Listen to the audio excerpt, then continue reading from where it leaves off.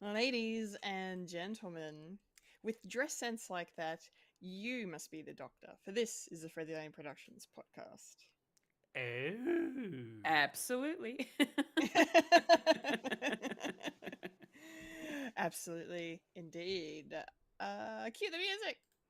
Music cute. I don't know what we're yelling about! We came, we saw, we kicked its ass. Wait a minute, Doc. Are you telling me you built a time machine? Kind of a DeLorean? The way I see it, if you're gonna build a time machine into a car, why not do it with some style? Who is this? What's your operating number? Conversation anyway. Look, we're gonna have company! Loud noises!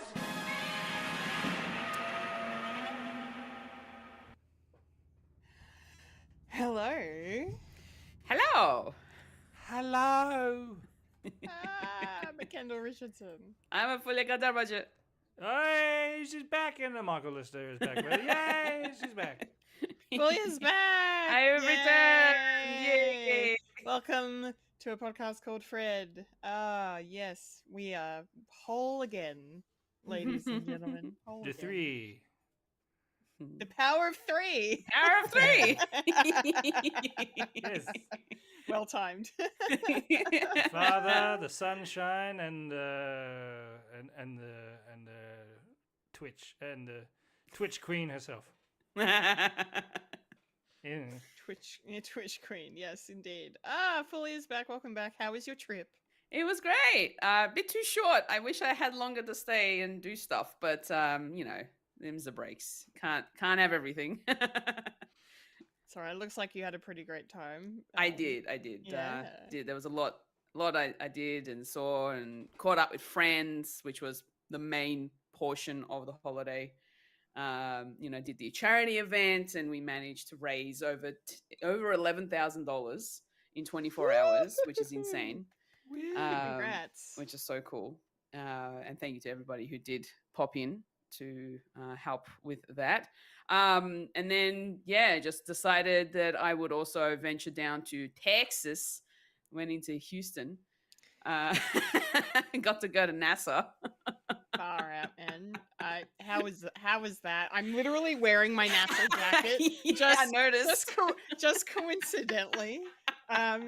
Please tell me how good. Like, what was it like? I was gonna say, haven't you gone to NASA as well? I've been to the Kennedy Space Center. That's in Florida. Okay.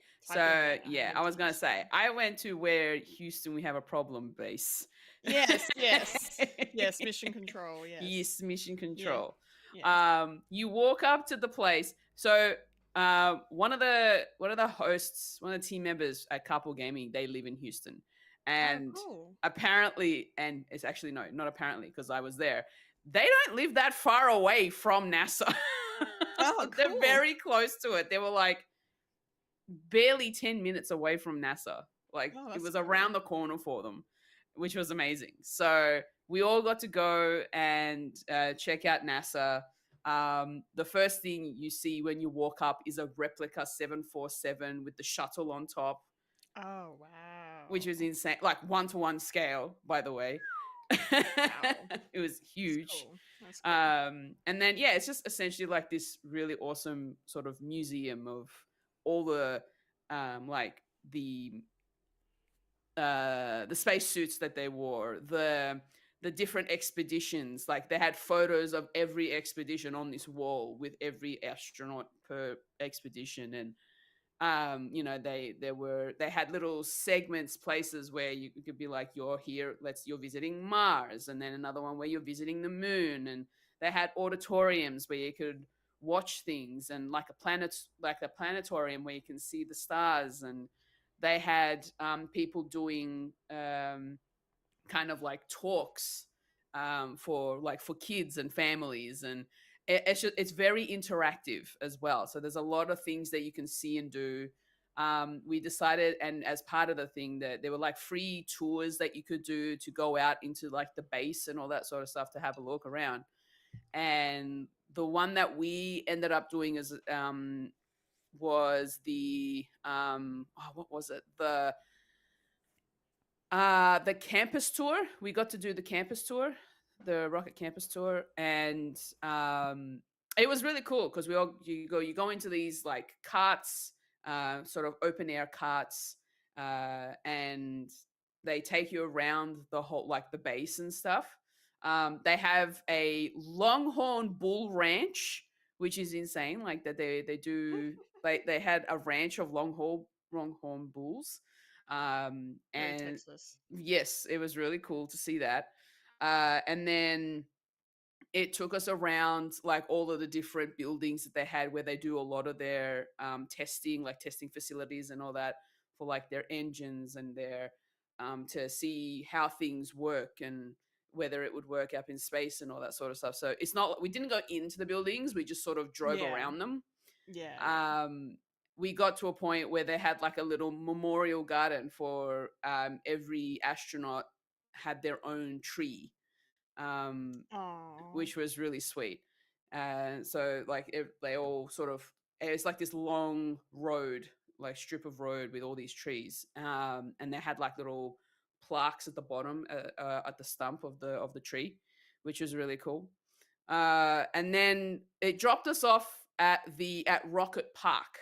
And at Rocket Park, before you head back into the main building where the museum part is, there's this giant building, and then outside the giant building, the first things you see are full size actual engines, rocket engines, massive engines. Even the smallest one was huge.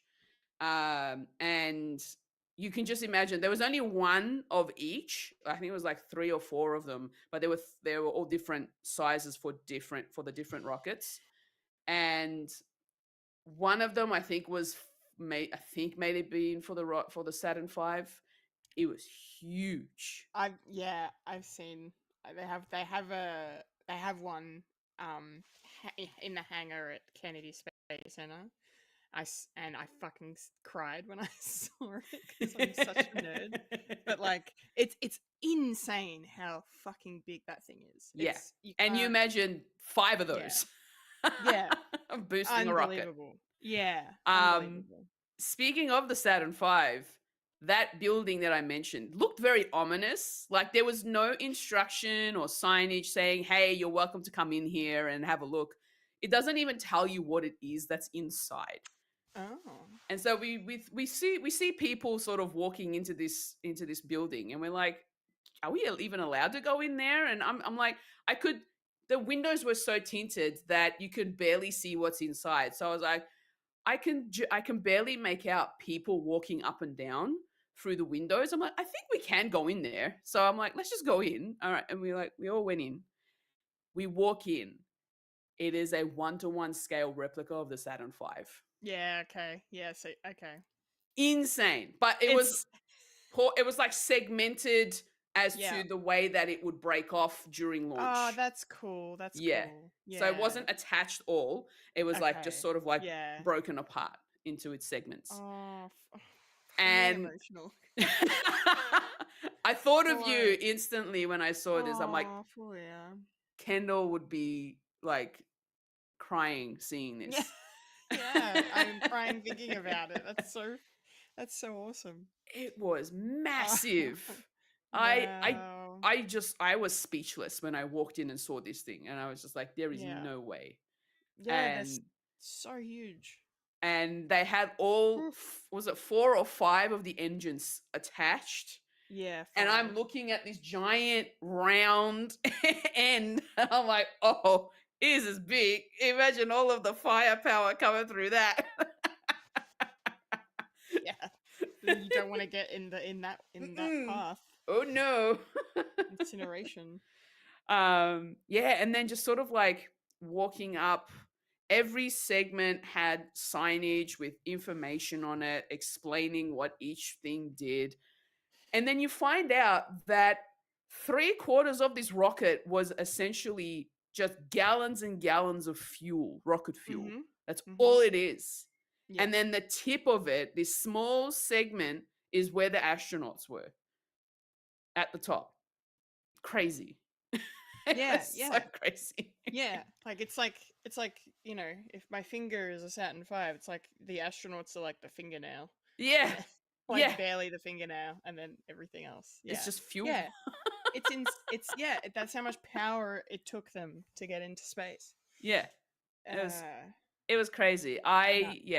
Like even though I was speechless, I could feel myself getting a bit sort of choked up about seeing this thing in real life. Even though it wasn't the real deal, it was just a replica, but it was the way they built it made it look like it was the real thing. So, yeah, I'm sure yeah. it looked very real. It was so cool. Mhm. Yeah, just being able to Damn. just experience all of that. And yeah, walking around the museum was awesome, just seeing everything and seeing all the different patches per expedition too, which you could also get as merch. They sold That's they cool. sold them. Yeah. They sold the patches and the what else did they had like the what else would the astronauts had? They had the patches and they had something else, but I've forgotten what it is. But there's so much merch, so much. I was like, I don't know what I should be buying. I ended up buying like this little bracelet that has like a small plate and it has NASA written on it. I've kind of been wearing it as like my own little charm bracelet for quite some time since I got back. I've been wearing it ever since. But then yesterday, I took it off because it was starting to get a little like itchy and stuff. So I thought Oh. I'd give my wrist a rest a bit. Not to mention the fact that because it's braided, it sort of imprints every time I lean on it when it's like it imprints onto my skin, and I'm just like, okay, I need to rest my wrist. But yeah, I ended up getting one of those and a little what looked like a moon sort of pendant on a necklace, and it's got like a crescent with diamonds, not real diamonds, but like the fake ones, and then the middle bit of the rest of it was like opal, kind of blue turquoisey kind of a color in the middle. Ooh. Which was really pretty. So I was like, you know what, I'm gonna get that. And I got the bracelet that says NASA, so I was there. Wonderful. Yeah, no, I had a wonderful time. Even though I was only in Houston for like 24 hours, it was a nice sort of breakup between going from New York across to LA in terms of flight sort of journeying. So that was good. I got to experience some of their food in Texas, which was there's this really famous restaurant that a lot of people love having, and it's only available in the southern states mostly, and it's called Cheddar's. And Okay. it's a family restaurant, but the food is really, really good. I will also preface the way that they start the meal is they give you this what looks to be a croissant, and you get that this is like your appetizer, your free appetizer when you walk in and you sit down. They serve it to you, and it's covered in like this buttery kind of a glaze, Ooh.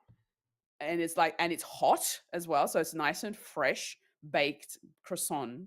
Yeah. With this sort of really nice buttery kind of almost cinnamony glaze. Yeah. It I'm was looking at 'em. delicious. Oh wow. Absolutely delicious. I ended up having some chicken tenders and shrimp, which technically prawns, with a side of like a cauliflower rice and some coleslaw because I needed some freshness. Because they don't really have much salads unless you ask for it. So that was that. And then after I was in Houston, I flew over to LA to finish off my trip, and I got to go to Universal Studios. Did all the fun stuff there. Got to go into Hogsmeade and do the rides for Hogwarts and stuff, and went around and saw the Super Nintendo World, and that was an experience as well, and I had so much fun there. Met Toad. They had the mascots. Toad was so short and small, and he was so cute. He was so good. Got a photo with Toad. I ended up buying the watch that you wear that you can interact with when you're in Super Nintendo World, and you can use it to hit the question mark blocks and the brick blocks, and there's like interactable things around the place where you sort of touch the symbol. It was like an M symbol for Mario.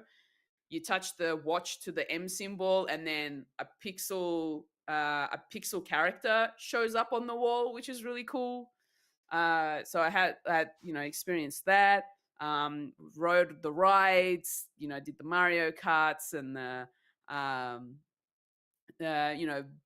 battled against Bowser Jr. after collecting 3 keys to enter the castle, and it was just very interactable, a lot of fun, very family friendly, and just when you walk in, all of a sudden you hear the Super Mario Bros music, and it's amazing. It is so much fun.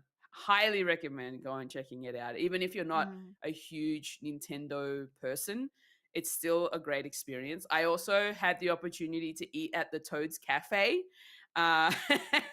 which is so busy. No matter what time you go, it's always busy, and that's why they expect you to book in advance. But I was there by myself, and I said, "Do I need to book to walk in?" They're like, "How many in your party?" I'm like, "Just me." They're like, "You can walk in, it's fine." So I didn't have to book. I just walked in. But the food was delicious. I had the Luigi burger, which was like a grilled chicken burger, which was really cool. The skewer was the Luigi hat that held the burger together. So that was really cool. I also had a little dessert to go with it, and it was the tiramisu question mark block. So that was really cool too. Very tasty. I also I did it for you, Kendall, and for Michael, and for my friend Josh. I went to the Jurassic World section, and I rode the Jurassic World ride. Oh, wow. I know nothing about the movie, but I did it anyway. And it's essentially like you're in a water park, you're in a boat, it takes you around. It's an aquarium, so to speak.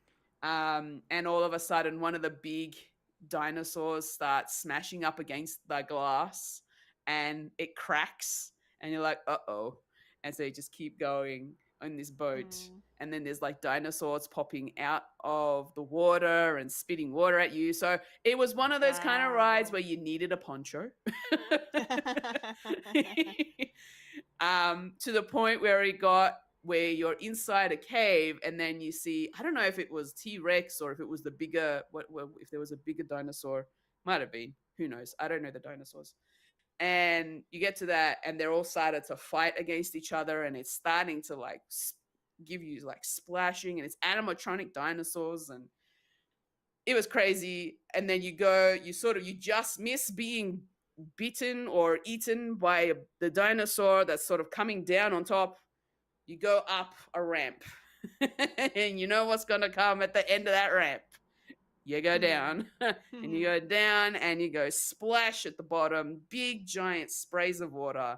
I got the most wet because I was on the edge, because I was by myself. But it was good. It was a good experience. So that was good fun as well. And yeah, it was just so much fun. Also did the Universal backlot tour, where you jump on the carts, and they take you around all the different sound stages, and their actual like sets and stuff that they had set up like outside. Like they had their like a disaster scene that they use in quite a few different films, that they've had, like an airplane crash kind of disaster scene. So you see that. I got to see the biggest blue screen that's used in a lot of different movies. Marvel movies were also filmed there as well. The Truman Show used it too. So it's like the wall where Truman is in the boat, and is going towards the wall, and ends up hitting the wall and goes up the stairs to get out of there. That wall, it was the blue screen there was like a empty when we were there. It was the dam was empty, but usually that would be filled with water. So that's where they did the Truman Show shot, which was so cool. Just so many different like things, and this whole tour was also like there were like mini rides, like ride experiences that are attached to it. So we went into this subway, and the tram stops, and the tour guide's explaining everything, and then all of a sudden turns and it like the lights start to flicker, and the tram shakes a bit, and you're like, uh-oh, what's going on? All of a sudden the tremors get bigger and bigger, the ceiling collapses, there's a semi-trailer truck sliding down, another car starts sinking in, and then on the right hand side water starts rushing down. You're like, oh no, we're gonna drown. So that was an experience. And then the next part after that, we went to Skull Island. Oh, cool. And we needed 3D glasses for this. So we had to put on our 3D glasses once we got in there. It was mostly digital screens, but the tram stops, even though it feels like it's still moving. And we see King Kong fighting dinosaurs. And coming to save us, save our lives. And the thing that we're on was we're supposedly on a bridge, on a rope bridge, suspension bridge. That bridge collapses and we start swinging, and it feels like we're swinging. It really does. But then King Kong saves us and, brings us back to, back to solid ground, and we're safe. So that was also really fun. They still had the Jaws, like town set up, the pier. Mm. They had little animatronics going in the water, where there was a diver that all of a sudden you see a shark fin going towards that diver. That shark fin goes underwater. All of a sudden the diver gets pulled under, and you hear him yelling. He's like, ah! And then a pool of red just surfaces. And as we're driving, continuing our drive, we then come up side by side with Bruce. He comes up. Yeah. And there's fire coming from behind. We feel the heat, and it's just like giant shark comes up from under the water. And yeah, it's a whole experience, but it was so much fun. The backlot tour was my favorite thing I did at Universal. It's so much fun. I didn't do the Skull Island thing. That's new. They added that since last time I was there. But everything else you've described is I still remember quite well. It's really, really it's cool. So awesome. Yeah. And then on the final day, before I flew out, because I had a whole day to, waste some time, I was like, what am I going to do? Because my flight's not till like 10 and I don't need to be at the airport till 6:30. What am I going to do? And I checked out at 11. I've got all this time, all day. And then I found out Warner Brothers Studios was 10 minutes away from the hotel I was staying. Oh, that's great. And it was a 3-hour experience. I'm like, done. I will go there. And I did a Warner Brothers studio tour, which was so much fun. So cool. Getting to see their studios and the way that they had like mini towns set up within their houses, like proper houses. Even though when you go inside, we got to walk inside to some of these houses as well. They were empty, so there was no furniture in there, but like you could just imagine the way that they would have set dressed those houses. They've used those houses in Desperate Housewives, Pretty Little Liars, Gilmore Girls. That pergola is there as well. Yeah. They've used it for Young Sheldon, for Georgie and Mandy's first marriage, which is very recent. They use so many Friends as well. There were some things that some of the houses that were used, like especially the episode where they do a flashback to them going to prom, and they're at Monica and Ross's house, the parents' house. They're all getting ready, and then out of no, like Rachel is there. Rachel's date decides to, not rock up, cancels on her, so she's crying. So Ross is supposed to be the one that saves the day, and he's at the top of the stairs from his bedroom, and he's about to come down the stairs while dressed in his tuxedo, and then he sees his sister and Rachel walking out with their dates, and then you see him at the top, like all sad and gloomy because he sees that. Those that like we went into the house where the stairs they used for that particular scene was that's what we got to see, and I'm like, holy crap, that's so cool. We got to see the actual fountain from the title of Friends, and they had the orange couch sort of set up in front of it so that tourists can come and take photos and stuff. So that was really cool.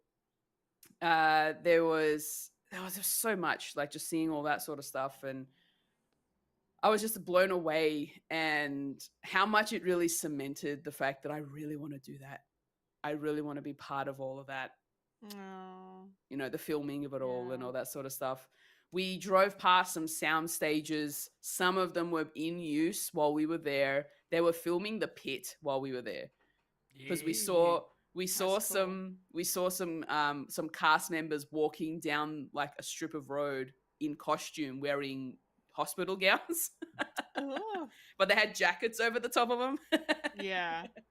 So it looked really, really cool just to know that was happening while we were there. And then the tour kind of drops you off at another section where it's like a sort of a photo experience, kind of an interactive museum. And you walk in, and the first thing you get to do is get a photo at Central Perk.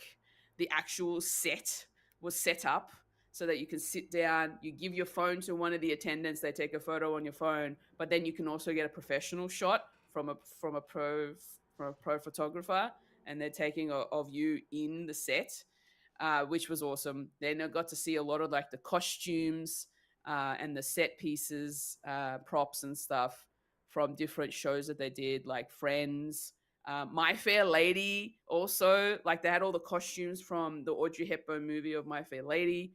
Then you see all the costumes from like,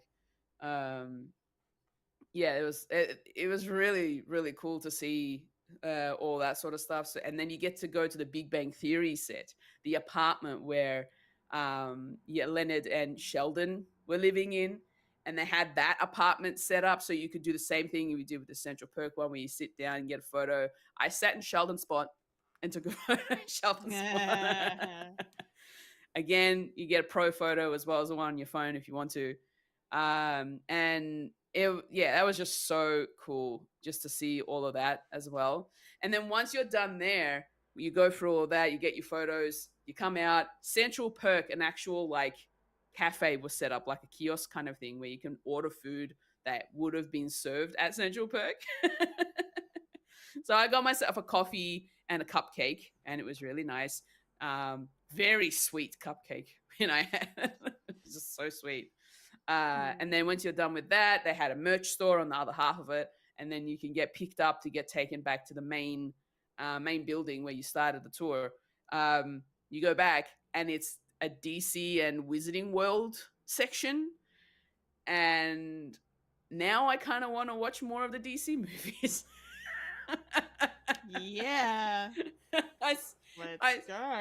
I saw like the Batman like costumes, all of them in a row, just from the 60s right through to the Batman with Robert Pattinson. All of their costumes with their cowls, just all standing in a row, and it was so cool.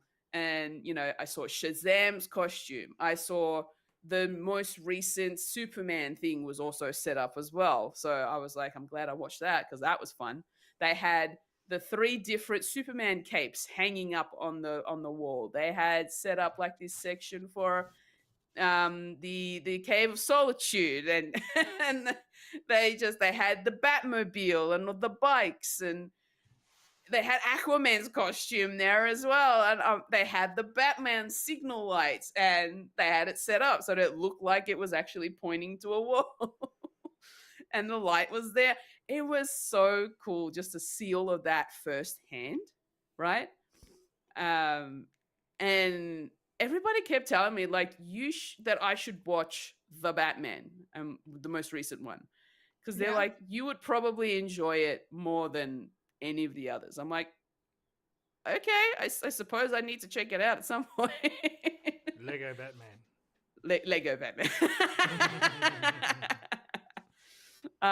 And then once I was done from the DC section, went into the Wizarding World section. You could there was a lot of interactable things in there as well. You could make it look like it was also part of, like, it wasn't just Harry Potter, it was also Fantastic Beasts. You could look like you were coming out of Newt's suitcase. You can get a photo with that. They had some of the set pieces sort of like scenes set up. You could get a photo. You could get sorted into a house with the sorting hat. And I was sorted into Hufflepuff, and I was like, yay, I'm in Hufflepuff. They had a herbology set up where you can go up and pull a mandrake, and when you pull the mandrake out, it screams and squeals out of the pot. So, and then when you put it back down, it's fine. So a lot of interactables, a lot of fun sort of things, and I just ended up buying a lot of merch at Warner Brothers. But it's just doing all of that, doing the backlot tours and stuff. It really cemented the fact that I really want to be part of that world at some point in my life. That's the dream job. Oh, that's so cool. Yeah. It's so cool. No. But that was my trip, even though it seems like I've waffled on quite a bit, so I do apologize. Okay. I mean, it's not every day you get to go visit Universal and Warner Brothers and go to NASA and stuff. It's really exciting for you. Yeah.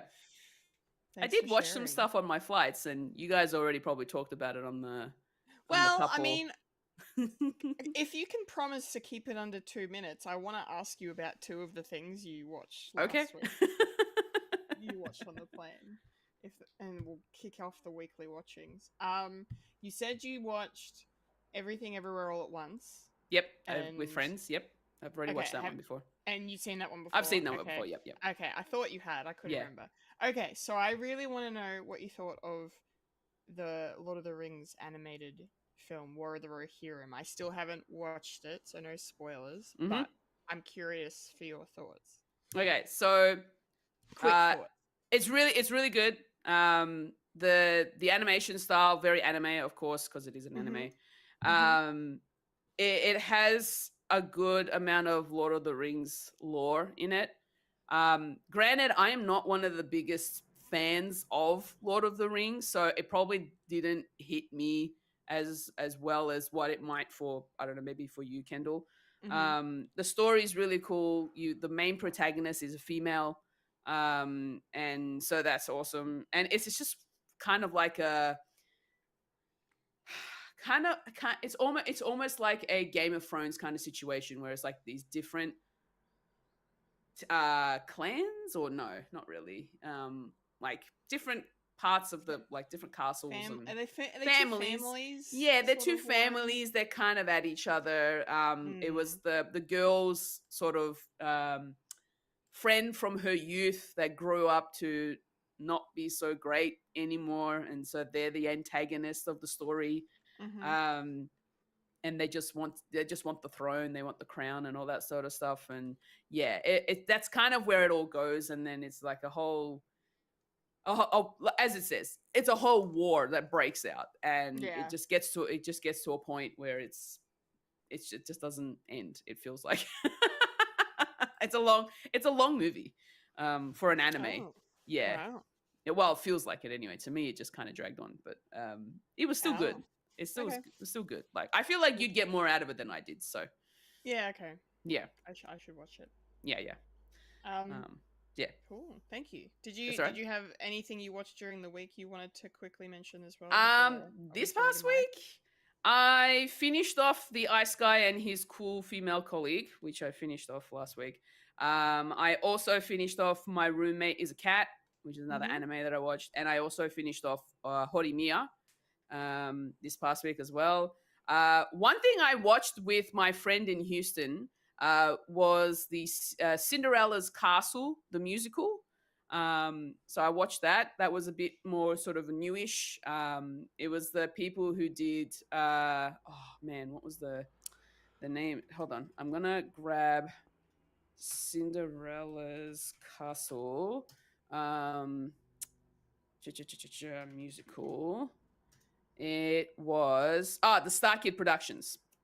So the people who did so those guys. They did another one. It was called Cinderella's Castle. It was actually really cool. Different take on the Cinderella story. So that was fun to watch. And that's also available on YouTube for free if anyone wants to go watch that. What else have I watched? Yesterday I reinstated my Netflix. I finally took the plunge. I'm like, I think it's time. There's nothing really much else for me to watch. So I was like, let's jump into Netflix.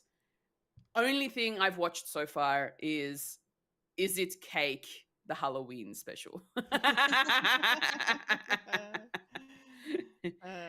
And it's just as fun as every other episode of Is It Cake, like in just traditional sense. It's so cool. And they just sort of replicate all these different cakes in more of a Halloween sense, a very Halloween themed season. So that's pretty much all I've watched. Amazing. From Netflix. I've still got a lot on my backlog of things that I want to watch on Netflix. You know, K-pop Demon Hunters is one of them. I know that watch it.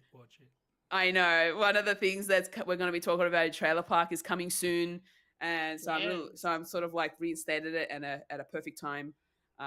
So yeah, I'm looking forward to watching everything else that I've still got to go back to. Yeah. Great. Nice. That's exciting. Okay.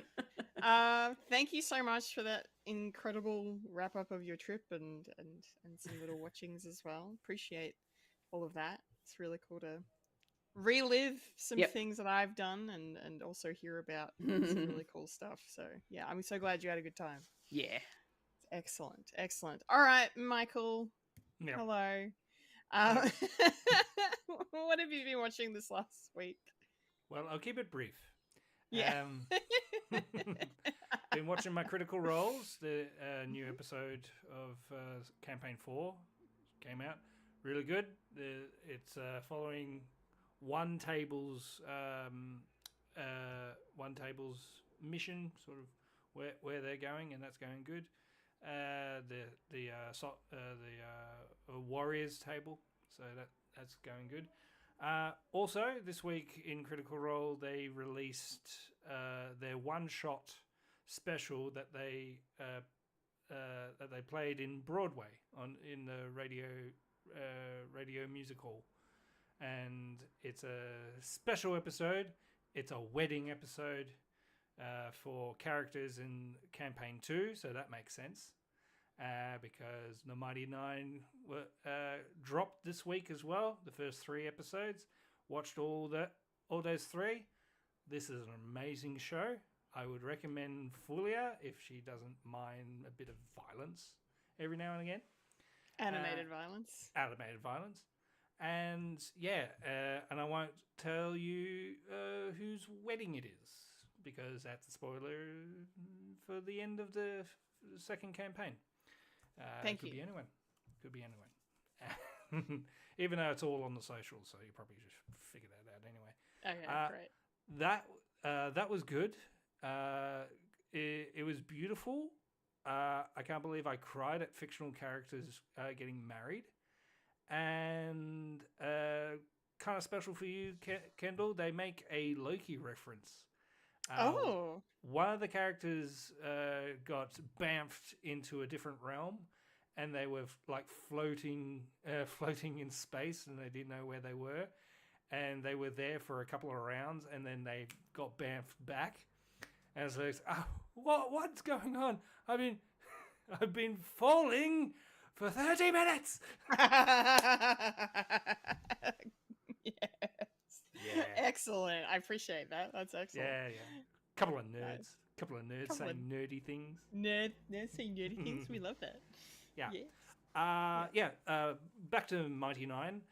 That's good. I'm liking how they've actually structured it. It's a lot different. It's similar to the campaign, but they definitely take liberties and make changes that I actually quite like. Bo's character is a little bit different from the start of the campaign. She's a bit more confident, dare I say, because there was one in the campaign where she was going to she's sneaking around as like, and she probably misheard that there was a couple of guards. She thought there was one, but there was four. So she went for one, and then the other three is going, what are you doing? So a bit of stupid stuff there. So that's a bit of fun. And we meet up with the entire Mighty Nine so far, and that's going good. Also, me and the boy, we didn't notice what we were doing, but we're actually watching Back to the Future. Because we talked about watching the first Back to the Future, and said, "It's like, that's cool. Is there any more?" It's like, well, there are another two. It's like, yay, I want to watch the second one. It's like, oh, okay. So we watched the second one, and that was a bit of fun too, because the second one's a lot different from the first one. It's a bit more colourful and kid friendly in a way, and he's really enjoying it. So that's kind of cool.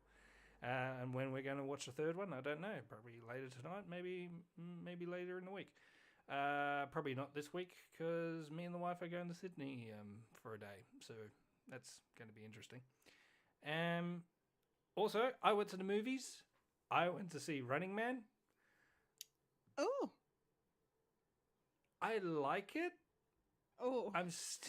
I'm in an hurrying if it was good or not. I don't know.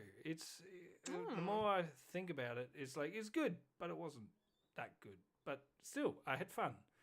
But it kind of ended, it sort of had a cop-out ending. But the original Schwarzenegger had a cop-out ending, so that's kind of good.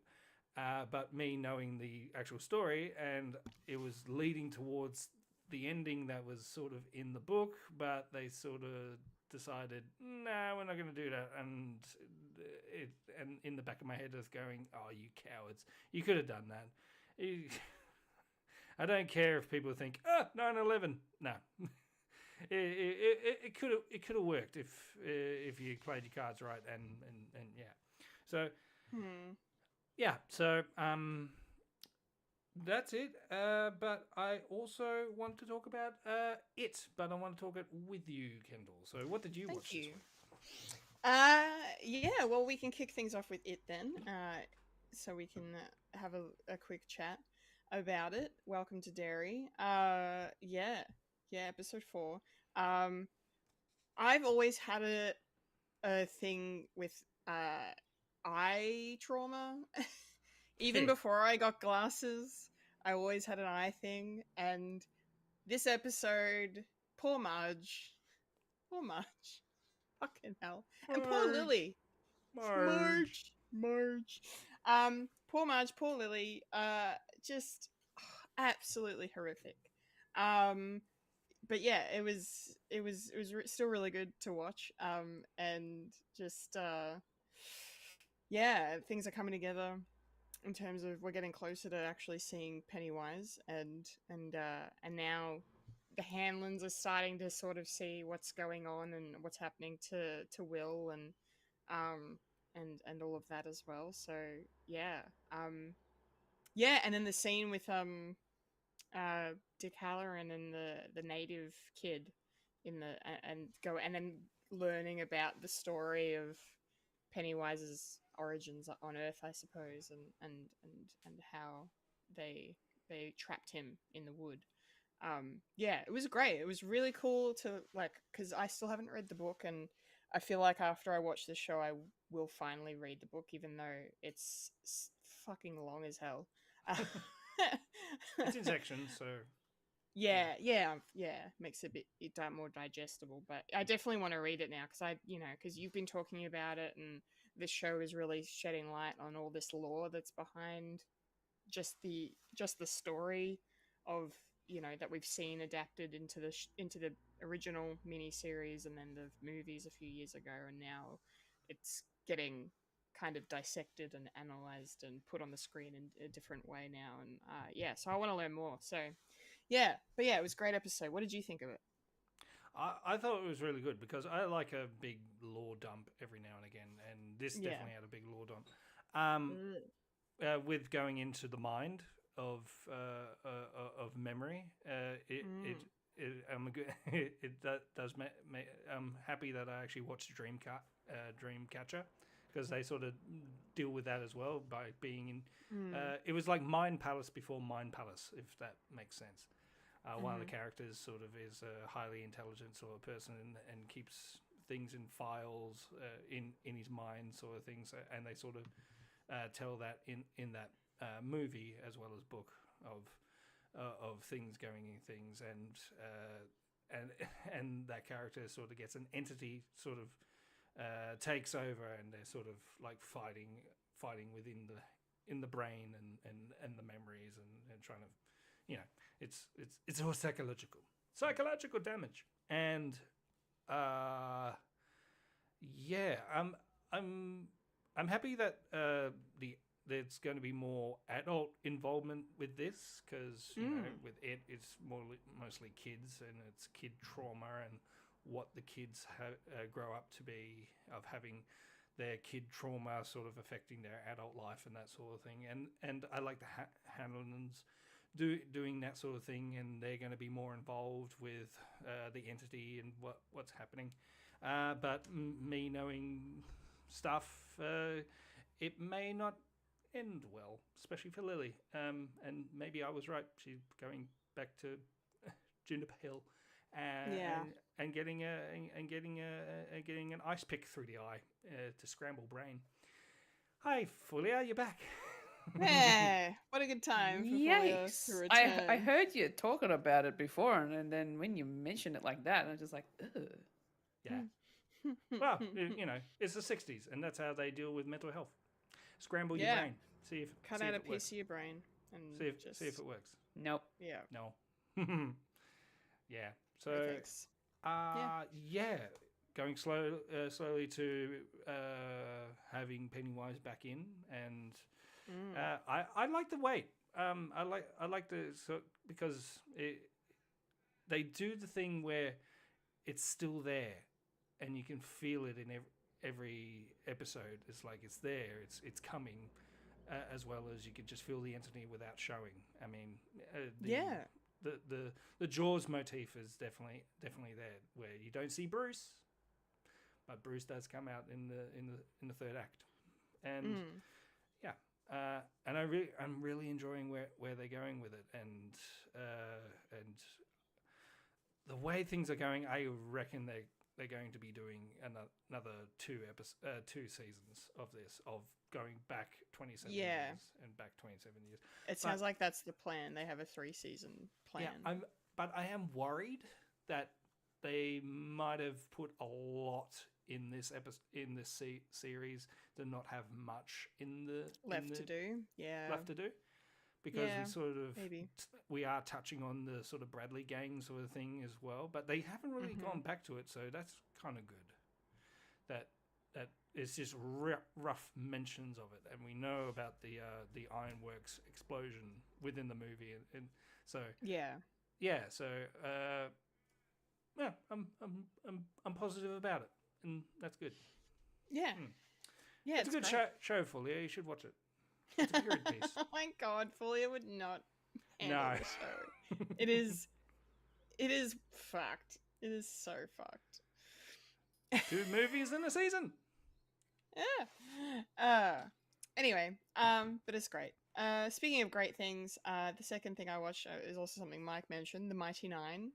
I watched the first 3 episodes, and yeah, it's fantastic. Yeah, it's just it's so interesting meeting these new characters, but then hearing the same voices. And I'm sure you have that vibe when you watch the campaigns on YouTube. But yeah, so it's kind of fun. And then like the cool thing though for me now, because I've seen Vox Machina, I can pick up on all the Easter eggs. There were so many Easter eggs in these episodes, little like nods to Vox Machina and even to the real actors. Did you pick up on that? The mirrors Of course sequence? Yeah, of course. Yeah, it's pretty obvious, I guess.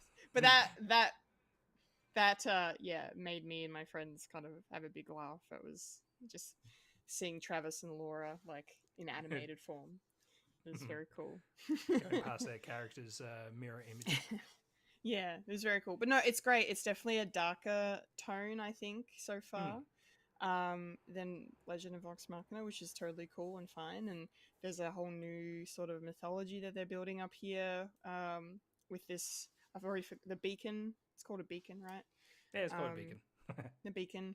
And yeah, and like there's lots of double crossing going on and people choosing playing sides and all of this. And yeah, and some cool actors in this season. Like it's great to hear Ming Na Wen's voice playing one of the characters here too. So it's not just the Critical Role cast.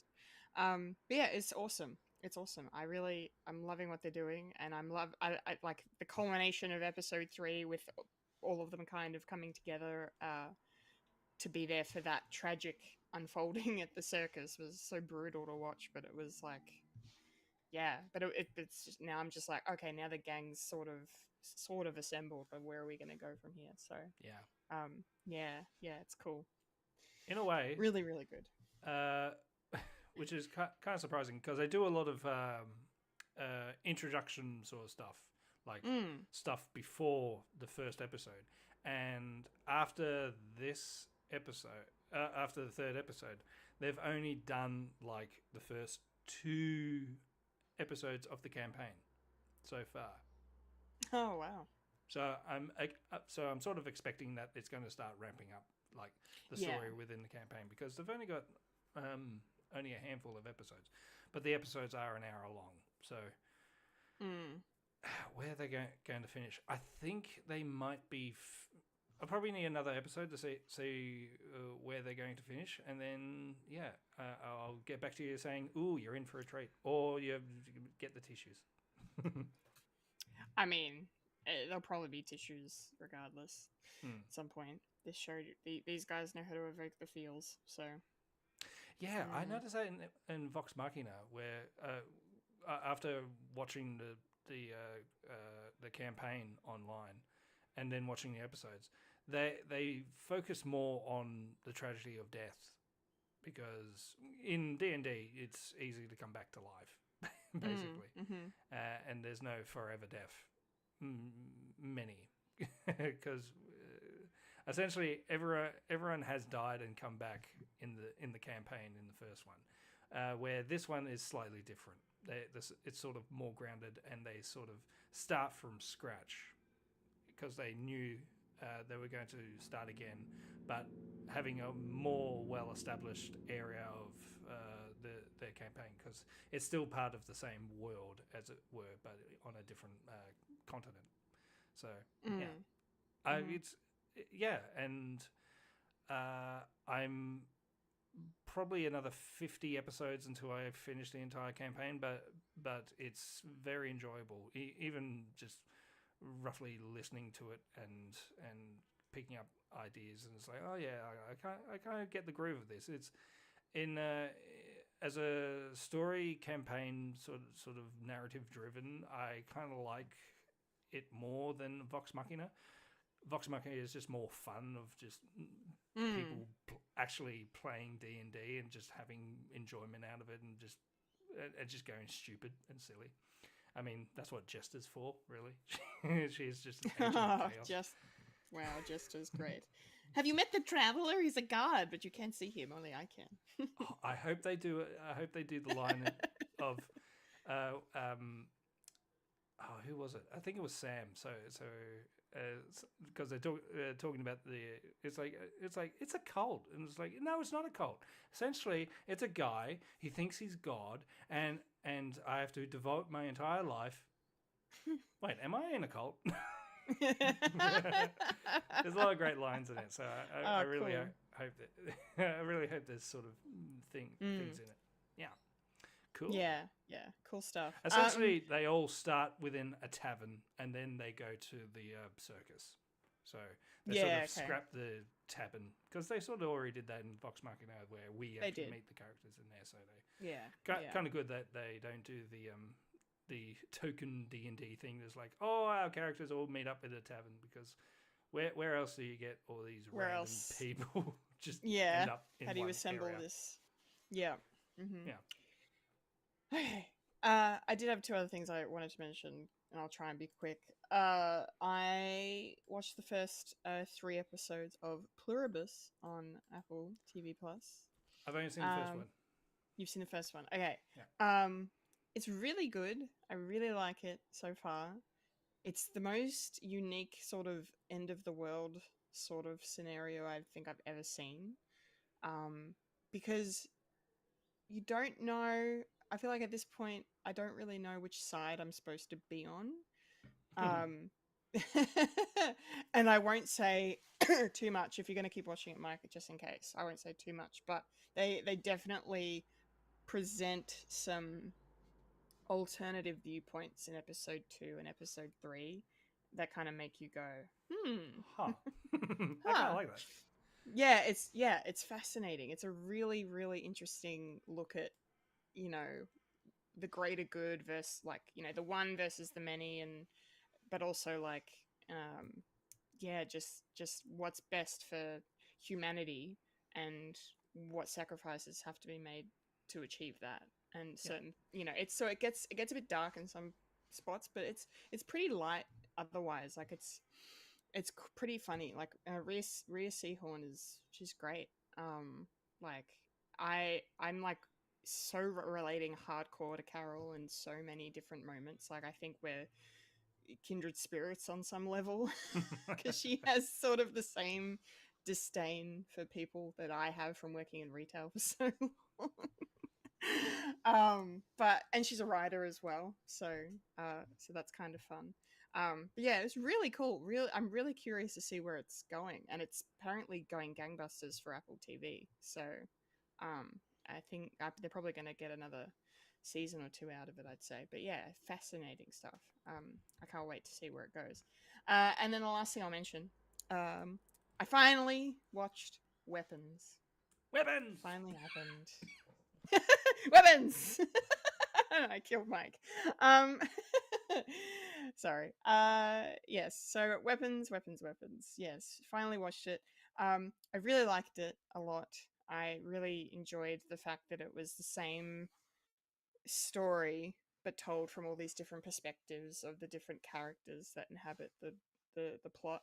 That was a very clever way of telling the story, because you kind of see things happen to certain characters and you're like, what the hell? And then they take you back, and then you go into that character's point of view and you see what happens to them and how they get to a certain place, and it's like, oh my god. Yeah. Scariest auntie of all time. Scariest auntie of all time. Wow, she was insane. The redheaded, I was like, yeah, the only thing I know about this movie is like the redheaded woman. Everyone's talking about her, and I'm like, oh, now I get it. Yeah. She's fucked. Yeah, but she's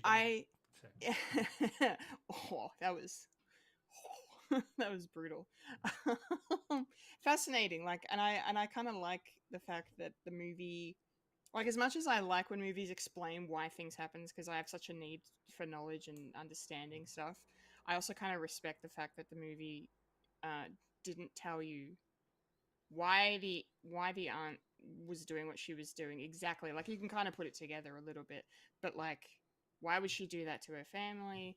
Why, what kind of being is she? What kind of magic is this? What happens to the kids afterwards? They kind of explain, but they don't. Like, it's just this whole, really interesting thing that I just appreciate them keeping some things a mystery and not really pulling back the curtain, as it were, too much. But it was really cool, just the way it was told. I love non-linear storytelling. I think it's so cool, and so interesting when it's done well, and I think they did it really well in this movie. So I'm glad I finally watched I finally watched it. Yeah. Yes, good stuff. All right. That was our hour-long intro, ladies and gentlemen. Yes, go on. There's a lot of big contention about the ending. What do you think? The ending, like, in terms of, or maybe it's sort of starting to ramp up. Because a lot of people went, "Oh, it was so good," except for the ending. It was a bit like, it was out of nowhere, as well as, it sort of ruined it of the realism of kids going through windows. Yeah. I mean, I don't know. I don't remember having much of a problem with it ending. I think I just wanted it to keep going because I was enjoying watching it. But like, I think for me the weird thing was the fact that the kids, like the way whatever the spell works, like whoever has the power, and if they get killed or whatever, then it stops. But then like the power with the who the kid cast the spell, but his parents were fine, even though the kid was fine. But then like I get the kid's not. I don't know. It was a whole thing. Oh no, the kid didn't die. The kid was the one that made the other kids attack the auntie. Yeah. No, and he didn't die. But then they all just stopped. But then that's right. His parents came good because she was dead. But then like the kids stopped anyway. But they were all still in this catatonic state of like, what the hell?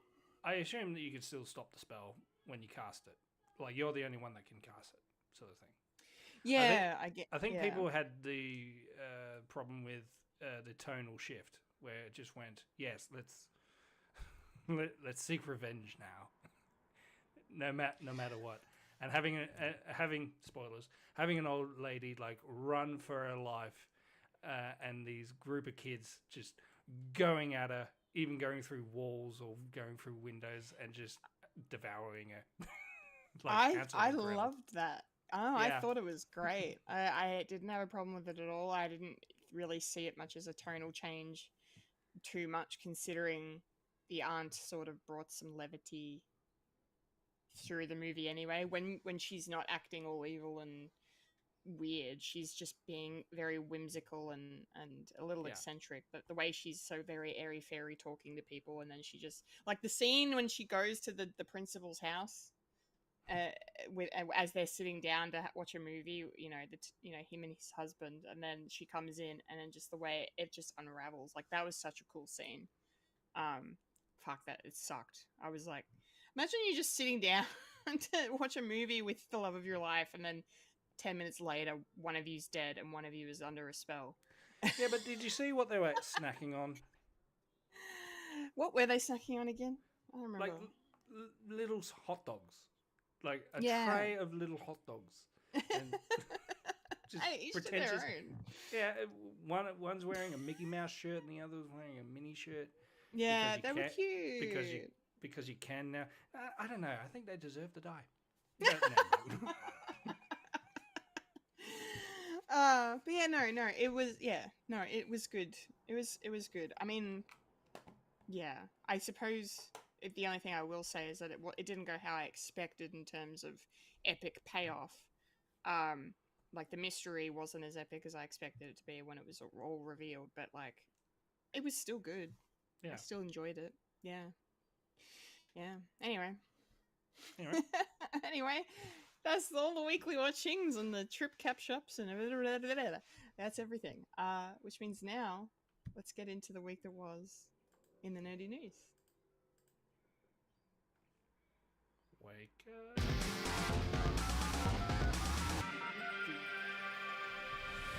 This is the news in nerdy news. The nerds that talk about the nerdy news. That is us who talk about the news that is nerdy. And now the queen of nerdydom, the hostess with mostest, Kendall Richardson. Take it away, Kendall.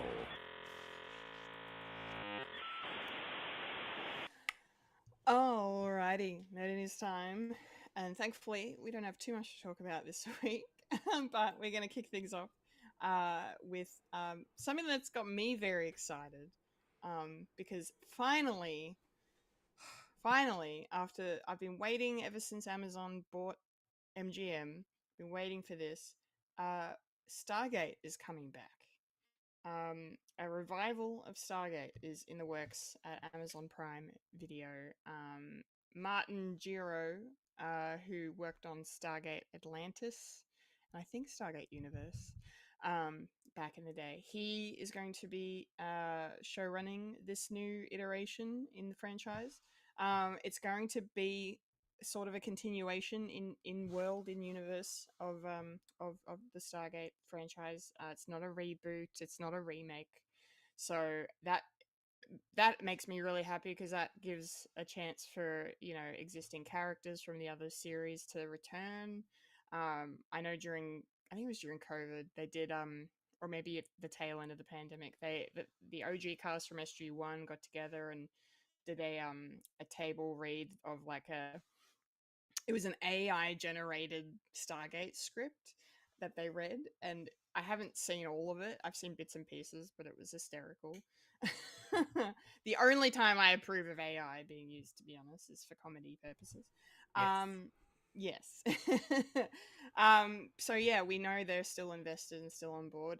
There was a really great video that was released on social media this week, featuring Martin Giro and other executive producers of the other Stargate shows, and like the heads of the fan community, like those kind of big names in the Stargate fandom, kind of, you know, all talk together about, you know, what to expect. And yeah, we don't really know anything else apart from all of that, but I'm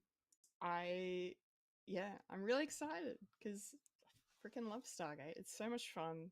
It's a really interesting sci-fi show. You know, half the episodes is set on, you know, on base on planet Earth, and then the rest of it takes place, you know, across the far reaches of the universe.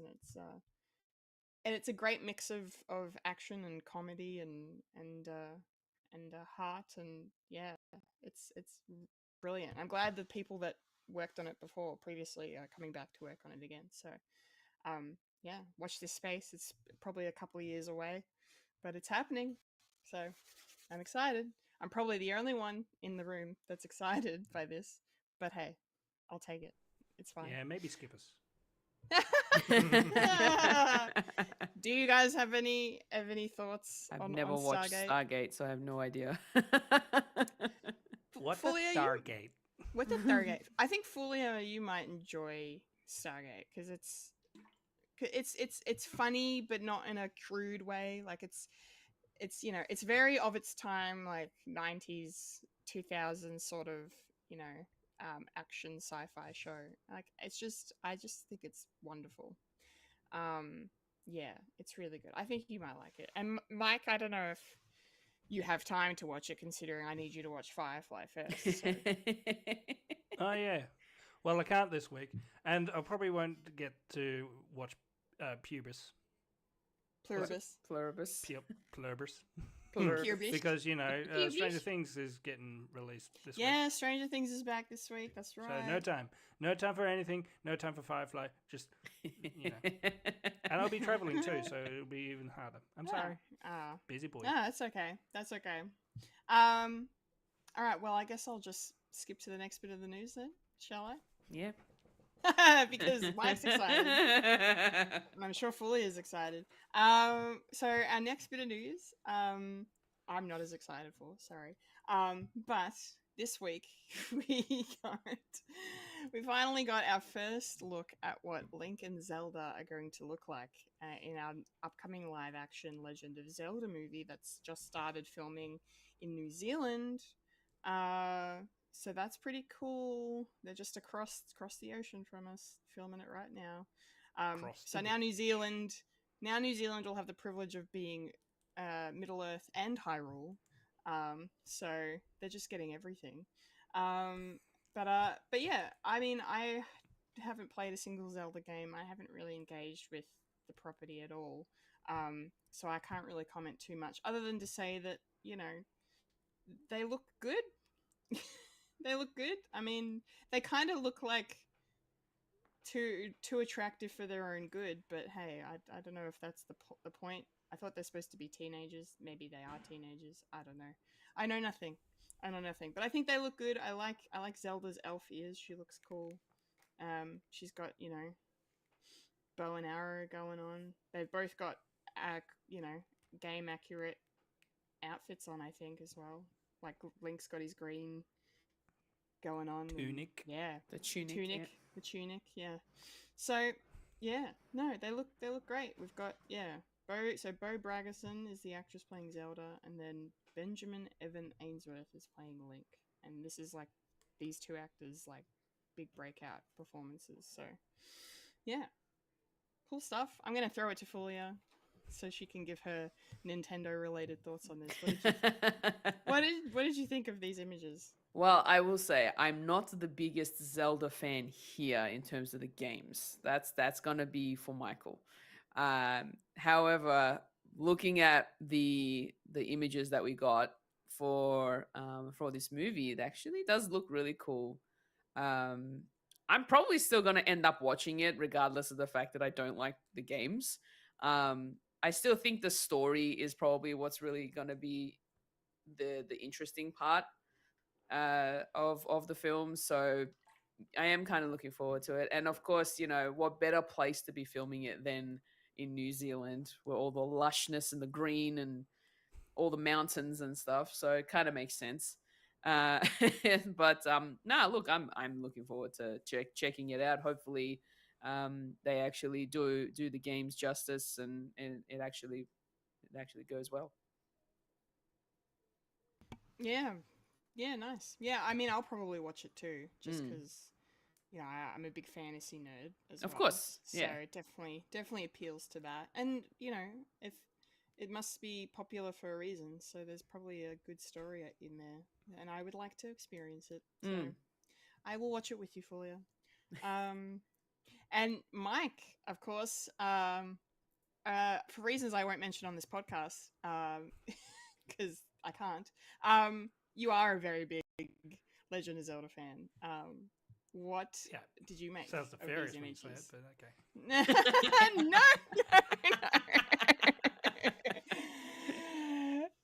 No. What did you think? What did you think of seeing Link and Zelda in the flesh for the first time? Must be popular for some reason. I mean with love. All this with love. Okay. Keep your Stargate to yourself. Okay. I did. Oh, is it really popular? Is it? Yeah. Haven't seen anything for like 15 years. Okay. Zelda's definitely more popular than Stargate. I'll tell you that. Anyway, yeah, it is. One of the biggest reasons why they released this is because they are starting to film, and Nintendo, being who they are, don't want because what got leaked was like set photos and like our first look of them was already out there. So they decided, you know, right. Screw you guys. We're going to do a little photo shoot, and this is the actual look of what they are. So I think something similar like that was like for the Mario movie as well, because a lot of leaks was starting to happen, and Nintendo don't like leaks, so they decided, hey, there you go. Yeah, they look great. Yeah, definitely getting a lot of Lord of the Rings vibe. So I'm happy. But I was a big advocate for make it animation. Animation's always good. Does a lot of heavy lifting, and also you're not dealing with like uncanny valley sort of stuff, like, you know, because there's going to be a lot of CGI like monsters and goblins and all that. So hopefully they'll do a lot of practical, but who knows? Special effects, makeup, and stuff. Yeah. Yeah, that'd be nice. Weather. I'm thinking weather's probably going to be involved because it's New Zealand and they're pretty much there. Probably. So. Yeah, so hopefully that'll be great. Yeah, with the story, I think they're just going to get elements from different things, but I think the biggest thing was probably Breath of the Wild and Tears of the Kingdom, because that was like huge. I mean, it definitely moved a lot of units, and like older people like myself, my older generation, we go, no, do Ocarina of Time because that's my childhood. That's my childhood. We like that story. But no, don't do time travel. Please don't do time travel because it always ends up like meh. And it's like, it was great. It was like the first 3D Zelda, and it was the graphics was great at the time. Everything was in polygons. So yeah. I can't really add too much. Can't wait. Where's it coming out? Not long enough. Yeah, no, I think it's still a while away. I think 2027. I think they're projecting. Yeah, it'll come 2027. out. Yeah, May 7, 2027, just before my 39th birthday, the day before. Ooh. Old. Ooh. Pension Anyway. checks coming in soon. Oh, wow. No. Jesus Jokes. Christ. I'm right behind you. Okay. Yes. 1 year. You're all there with me. Okay, we got one more thing to talk about in the news, and that is, of course, the Game Award nominations, Game of the Year nominations, all of it's here. And I know Fulya is going to be really happy because one of your favorite games got nominated a bunch. Claire Obscure, Of Expedition course. 33. That of is course. going to sweep everything. It's going to sweep. It's going to be this year's Baldur's Gate 3, for sure. Which is funny. I didn't actually realize, because I remember Baldur's Gate 3 got like a crap ton of nominations when it came out, and it won a lot. But apparently, Claire Obscure Expedition 33 broke the record for most nominations by a single game, with 12 nominations.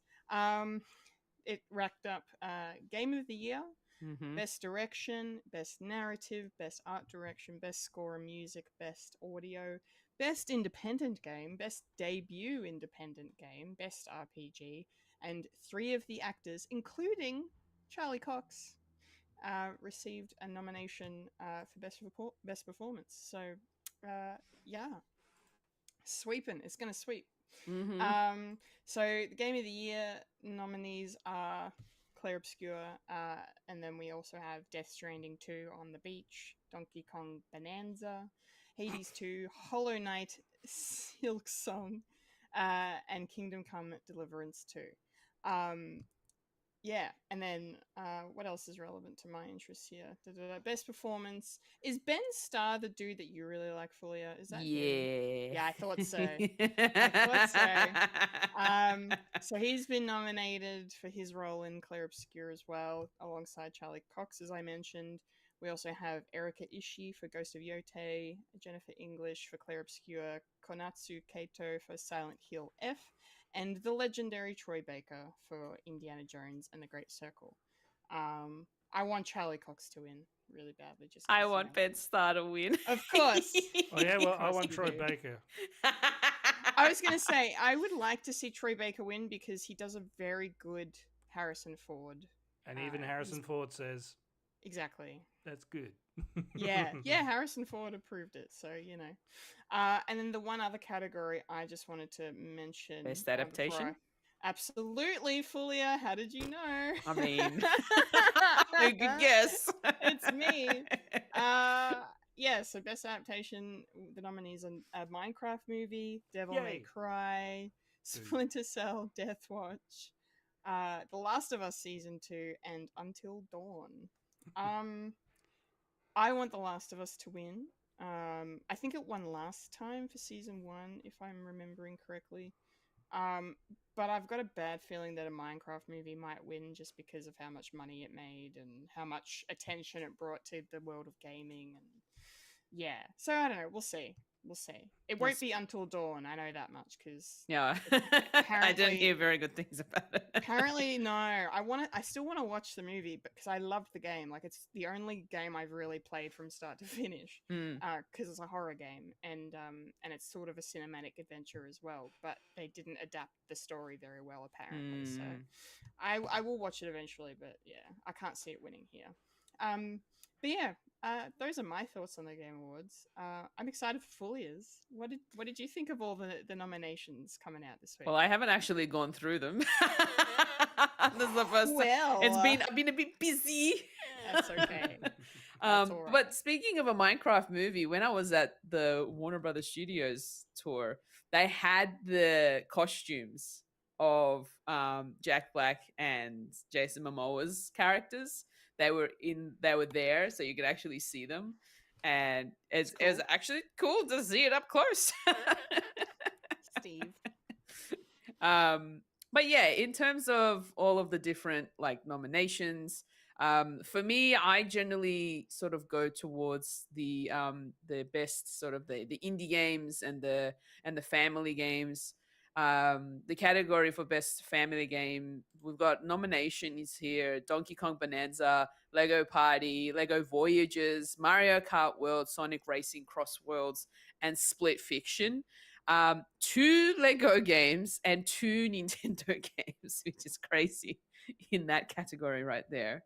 I'm not quite sure what would take it out. I have a funny feeling it's going to be Donkey Kong Bonanza. That might take that one out. For me, in terms of best debut indie game, Blueprints, Clair Obscur, Expedition 33, Despalote, and Dispatch. I haven't played Dispatch, the game. I've played the demo to this game, and I absolutely love it. It's very Invincible coded in terms of like the animation style. It's superheroes, and it's crude humor. But for whatever reason, I really enjoy playing the demo, and I am fully looking forward to actually playing the full game when I get the chance to do it. Blueprints has gotten a lot of praise. It is a puzzle game, but it is a very difficult puzzle game because a lot of people have been taking notes, physical notes in journals to try and figure out these puzzles. Not something that I could get my head around. I feel like I would not be able to understand, and I'd probably get so lost. Because it's one of those it's one of those type of puzzle games where you go into a room and you have to find stuff, but then once you leave that room, it randomizes the next room you find. So you're not always going into the same room whenever you go in and out of these rooms. So it's really trippy in that sense. But Expedition 33, holy crap. Like for a French team to come out of their way to make an RPG game like this is insane.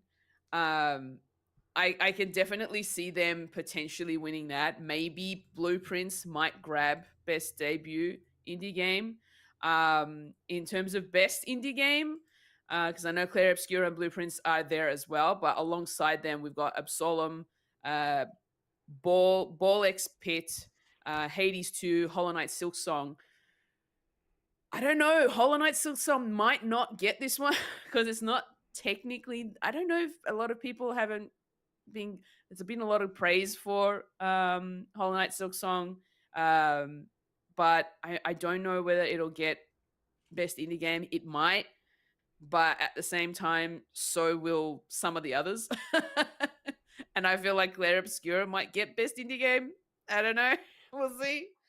The only reason why Clair Obscur is still considered indie game is because the developers are independent, even though they got a lot of money thrown at them to make this game, and that's why it feels so big. But it's so like I can't stop gushing about how good that game is, and I really want to go back to it so that I can 100% it.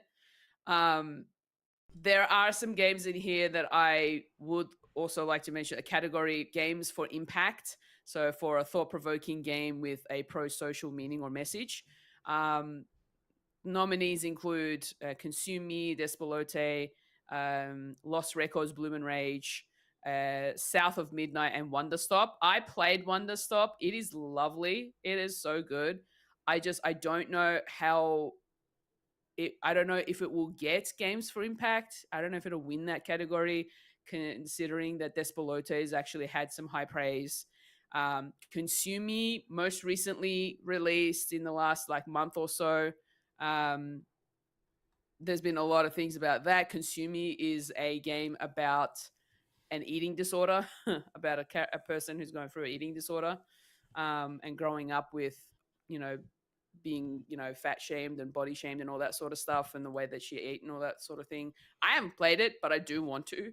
But I know it's going to really hit me in the feels for sure. It's one of those I love those type of games, the ones that give me sort of an emotional impact. I don't know why. I don't know why I like to cry playing games, but I do. And then I think another one, apart from best performance, which you've already gone through, for me, I think best narrative is also one, because I love a good story in a game as well. And nominees include Clair Obscur, Death Stranding 2, Ghost of Yotei, Kingdom Come Deliverance 2, and Silent Hill F, or Silent Hilf, as I like to call it. I don't know. That's a stacked category of nominees. I haven't. The only one I played out of those is Clair Obscur. I feel like some of these might beat out Clair Obscur. I don't know. Maybe Death Stranding 2 might get it. Maybe Ghost of Yotei. But I will say, apart from Clair Obscur, and I'm not sure about Silent Hill, the other three are sequels. So who knows? But I've heard nothing but good things about the rest of them as well. So look, they're the main ones that I'm sort of looking forward to in terms of categories. But the game of the year, for me, the game of my year, my game of the year is Clair Obscur. Absolutely, it's hands down the best game I've played in a long time. So yeah, there you go. I'm very excited, as you can tell. Yeah. Yes. One thing I will also mention is not specifically for this particular awards ceremony, but as part of Carpool Gaming, our team has been given the opportunity to judge for the Indie Game Awards, and we've recently put in our votes for that. And I'm really looking forward to how that turns out. So yeah, that was actually a fun experience as well, being able to vote for games in an awards ceremony. So I'm looking forward to that. So that's going to be fun.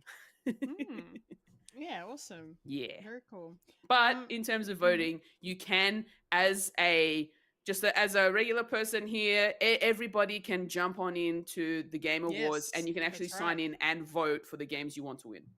Yeah, absolutely. Yeah. Absolutely. You can make it happen. Exactly. Do it. Do it.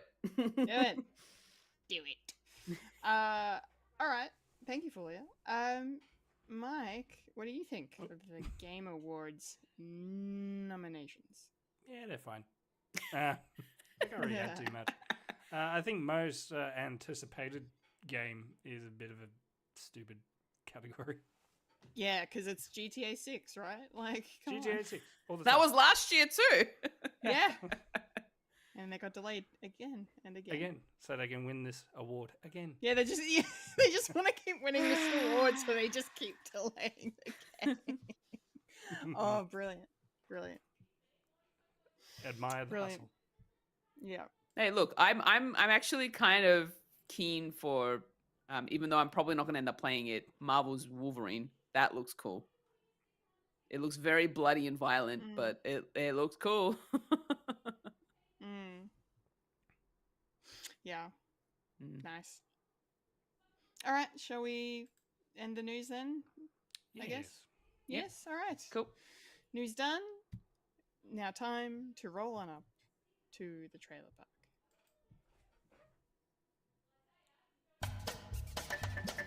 Rolling up to the trailer park where we all park all the trailers. Hee ha. All right, trailer park time, and we're gonna kick things off with the second trailer for Project Hail Mary. Yeah, I mean, I'm in. I said I was in with the first trailer that came out a few months ago now.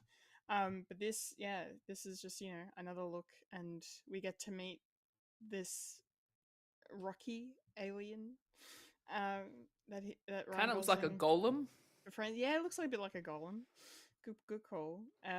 But yeah, really like fun, like just having them in space, having this like kind of fun back and forth through a translator, um, as they're trying to like. It seems like that alien has also come to the same place to save their world as well. So it's kind of like, oh, okay, so the meeting of two species for a shared purpose, like that's kind of cool. If that's what the story is, I haven't read the book, so I'm not sure. But yeah, that's really cool. Yeah, it looks great. It looks fun. The music, I usually don't. I'm I mean, you guys probably know I'm one of the critics of when people overuse popular songs in movie trailers because sometimes they just do it in ways that just make no sense. But then as this trailer was going on, like at the beginning I was like, oh, okay, well, Oasis is popular again, like let's just use an Oasis song. But by the end of the trailer I was like, they kind of used it in an okay way, that made sense and it felt powerful. So yeah, no, I'm just really looking forward to watching this because I love space movies. I love end of the world movies, and Ryan Gosling's awesome. So this is just going to be a good time all around, I think. What did you reckon, Fulia? I feel like this second trailer probably sold me more than the first one. Oh, nice. There's a little bit more to it. It's a little bit more lighthearted compared to what I thought it was going to be. I mean, granted, it is still one of those type of things where it's like it's still gonna be a bit dramatic because it's still a sci-fi sort of like, things are going bad here on Earth because the sun is dying. So it's still one of those sort of like dramas. But I feel like I could probably get my head around like watching this, to be honest. And I'm warming up to seeing more of Ryan Gosling now. I never used to go out of my way to watch movies with him in it, but since Barbie, I think I'm warming up to seeing him a bit more. He's really cool, very good actor. And now that I've also been to NASA, I'm more fascinated by space. Yes, let's go. So yeah, you know what? I'll come and watch it with you, Kendall. It's a double date, Fulia. Double date. Nice, excellent.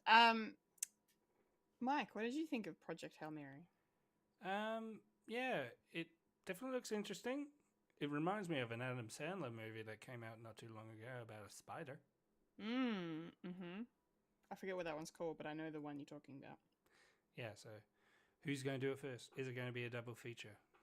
Do you want to see Ryan Gosling or do you want to see Adam Sandler? Yeah, here or there. I think remembering the discourse behind the first one, a lot of people who have read the book were sort of annoyed that it had things within the book, things within the trailer you just gave away the ending basically, and this one is sort of doubling down on that, of saying it's about a guy that meets a rock monster and to help save the world. So essentially this is the entire story, and where the first trailer was sort of more ambiguous when it comes to what was happening. It's like, why are we sending this guy up? What's going on? Why is it called Hail Mary? Okay, fine. It's the end of the world, and we're going to be saved by Rocky, by Sylvester Stallone. So will I watch this? It definitely looks interesting, but I probably won't go out of my way to find it, to go watch it. I'm very picky choosy at the moment of what I'm going to see in the cinema. So, who knows? Who knows if I have a change of heart on a particular day, and that is the release date, which is, Kendall. Which is, yes, Project Hail Mary will be in cinemas on the 19th of March next year. March down Exciting. to the cinema and watch it. Yes. Watch it. Okay. Trailer number 2 is another second trailer, perhaps third trailer now, I've lost count, for Wake Up Dead Man, which is almost about to come out. So really interesting that they drop a trailer right before the release, but needless to say, I'm glad for it because this is a great trailer, and now we have a bit more idea what the story kind of exactly is. Like, we knew that it was Josh Brolin's priest character being killed, but now we kind of know, okay, Josh O'Connor's priest is now at the center of the scandal, and he's being accused because he very openly did not like him. So everyone thinks it's him, but there's a whole lot more to the story than that, it seems. And yeah, I just can't wait to watch this. It just looks fun, like Glenn Close as an organist, because why not?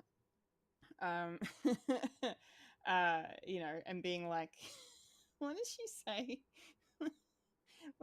Rocket ships? She called the dicks rocket ships. Yeah. That was funny. Have you ever seen Death to Smoochie?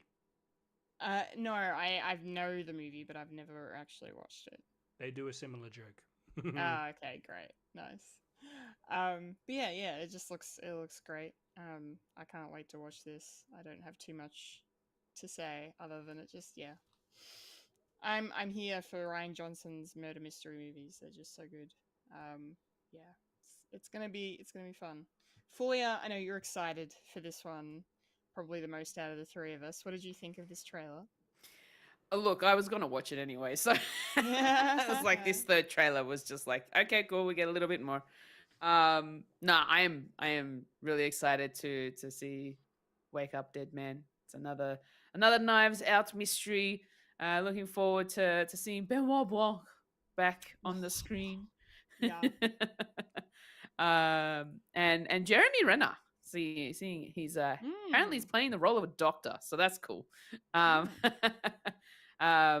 just it looks like it's going to be good fun, as per usual. And apparently, you're not going to be able to see where it goes. Like you won't be able to pick who the murderer is until towards the end. So that's going to be more fascinating for me to see whether or not I can or can't pick it. But we'll see. I hope I can't pick it because that'll make it even more thrilling. So I look forward to it. Excellent. Mike, what about you? What did you think of this trailer? It did remind me that it was coming out, so it did its job. It's like, Definitely yeah, did. another thing that I need to watch instead of Firefly. It also made me want to watch the other two as well, because I haven't seen them in a long time. Yeah, I need to rewatch those. Glass Onion, haven't watched it since it came out. And also the first one, Knives Out. Knives Out, yeah. And I need to rewatch that because they're good. Marathon. I really enjoy them. Marathon by myself. And it's going to be difficult too because story time. My phone decided to cark itself, so I'm using a hand-me-down iPhone. Oh no! That unfortunately is an iPhone 8, and it can't get Netflix. So I can't watch. Dang. So that's why I'm a little bit behind on my rewatch of. All right, add to the wish list. Mikey needs a phone. Nah, I don't need it. I was tempted to just get a flip phone because you know what? I'm sick of smartphones. They're not that smart. I want a dumb phone. I want one that does its job of sending texts and calls and what's the one? phone calls. That's Yep. what. That's all you need. Yeah, And- they still exist. Yeah, and tell me the time and wake me up, and that's it. Yeah. That's all I need it for. I mean, it will be a bit difficult of doing this because everything's on Messenger and everything else.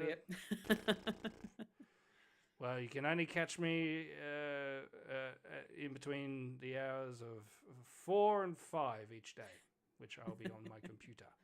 So there you go. I have a time limit. But back to the movie. Yeah, I can't wait. Will I watch it at the cinema? Probably not. I'll just wait for Netflix, unfortunately, because busy. And I'll watch that and the other two. And very Josh Brolin-esque, this, because he's also in The Running Man. So, and he's also in Weapons as well. So he's everywhere. He's had a busy year. Good on him. Very good. Keeping himself busy. Indeed. Yeah. Indeed. And also a sequel to the Goonies. I know. I was literally watching Weapons and just going, oh. It just makes me think of Bran from the Goonies. I'm like, he's all grown up now.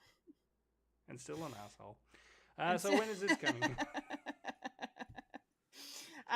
Wake Up Dead Man is going to have a short stint in cinemas beginning this week on the 26th of November. So if you want to see it on the big screen, there are tickets already on sale. Go check it out. If you would rather not do that, never fear. It's going to be on Netflix on the 12th of December. It's just a couple of weeks away now. Probably where I'll end up watching it as well. Probably me too. I probably won't have time to go to the movies to watch it. Yeah. But yes, definitely we'll be watching it on Netflix when it drops. I'll be up in the For air. sure. Yeah. All right, we got one more trailer to discuss, and it is a teaser for a highly anticipated movie. This is the live-action Moana. I still haven't seen the original. No, I haven't seen the second animated film. I haven't engaged with this franchise at all. Which I'm sure neither of you are surprised to hear. But yeah, I mean, the only thing this teaser disappoints me on is the fact that we don't really get to see The Rock as a live-action Maui, which is kind of the one thing I was really interested to see. Well, it is just a teaser, so maybe in the full trailer we'll get him. I know they'll show him later on. They'll show him later on. Yeah, because I'm just really curious to see how that would translate from animated to live action, because not very often do the same actors reprise their roles in these cases, so it's kind of cool to see that happening. But needless to say, it looks really good. You know, they've got the big song at the core of the music here in the trailer. It's a good song. The young actress playing Moana here has got a great singing voice too, so she looks the part. I don't really have any criticisms or anything really. I'm very indifferent on this, to be honest, because I'm like, this is not made for me, so I'm not really interested in watching it. But you know, Alan Tudyk's chicken characters in the trailer, so hey. So that was That's the name of the chicken, just to clarify. Hey. Mm-hmm. Not Fulya going, hey. Yeah. Hey. Yes. But anyway, so these live action movies are just going to keep coming. So yeah, whoever wants to watch them can watch them, and I hope they enjoy them. So that's all I'll say. I'm curious for Fulya's. Yeah. Curious for Fulya's thoughts. Fulya, our resident Disney fan, with your Stitch on your headphones there. What did you make of this little tease of the live action Moana? I got chills watching it. Oh, that's so cool. Moana, the Disney animated film, not that old. Like, it's within the last 10 years. I really liked watching Moana. It was actually really fun. I really loved the music in there as well. I feel like Kendall, you might actually enjoy Moana.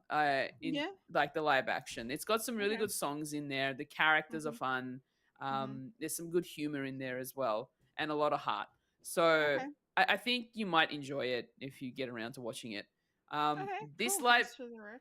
yeah, live action wise, it's really hard to tell. Um, but I'm hoping that from what we've seen so far, it's actually going to be it looks promising. It looks like it's going to be really good. I have a feeling though they're going shot for shot from the movie, from the animated movie.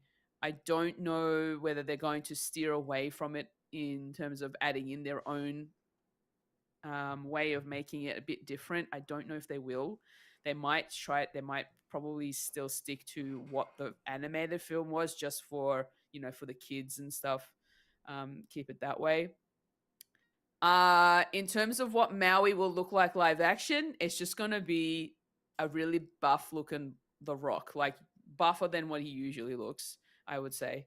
I'd say he definitely would have been working out a lot more for this role, so that his muscles, especially his shoulders and arms, they're gonna have to be really big to make it look like more of a Maui kind of a character. Um, but I think it'll still look really cool. And it's just gonna be weird seeing him with the wig. Yeah. That's what's gonna throw me off a little.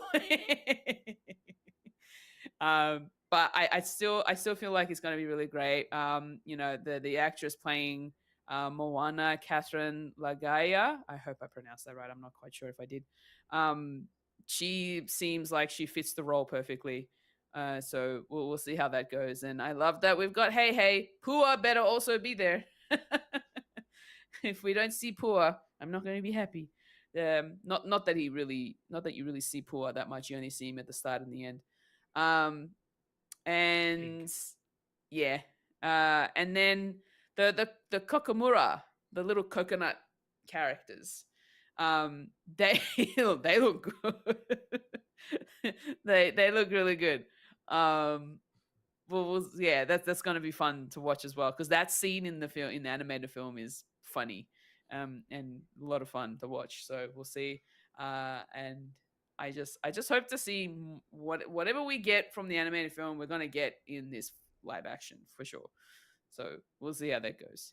But I am very excited to watch this. Excellent. Yep. Excellent. Mike, what did you make of this one? This really annoys me. I'm on one end of the scale. Michael's on the other end of the scale. Yeah, and Kendall's in the middle. I'm in the You middle, can yeah. put your snout in the trough if you want. I don't care. It's just, it just really upsets me that we're sort of culturally in a standstill. We're repeating everything, and nothing's new. I mean, I can't really complain because I just went to a remake of an 80s film, but this isn't like 40 years beyond. This is like less than 15 since the first one came out. It's like there's no, and the second one came out like last year.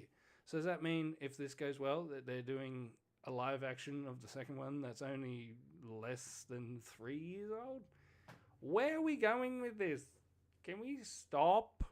Can we do something new and great, like Weapons, like Sinners? I know they're horror and they're not really kids shit, but I mean, we had K-pop Demon Hunters, and that was new and different and cool, and I'm the only one that's seen it. So what the hell? Anyway, where's this coming out? Moana, the live action, is going to be in theaters next year on the 9th of July.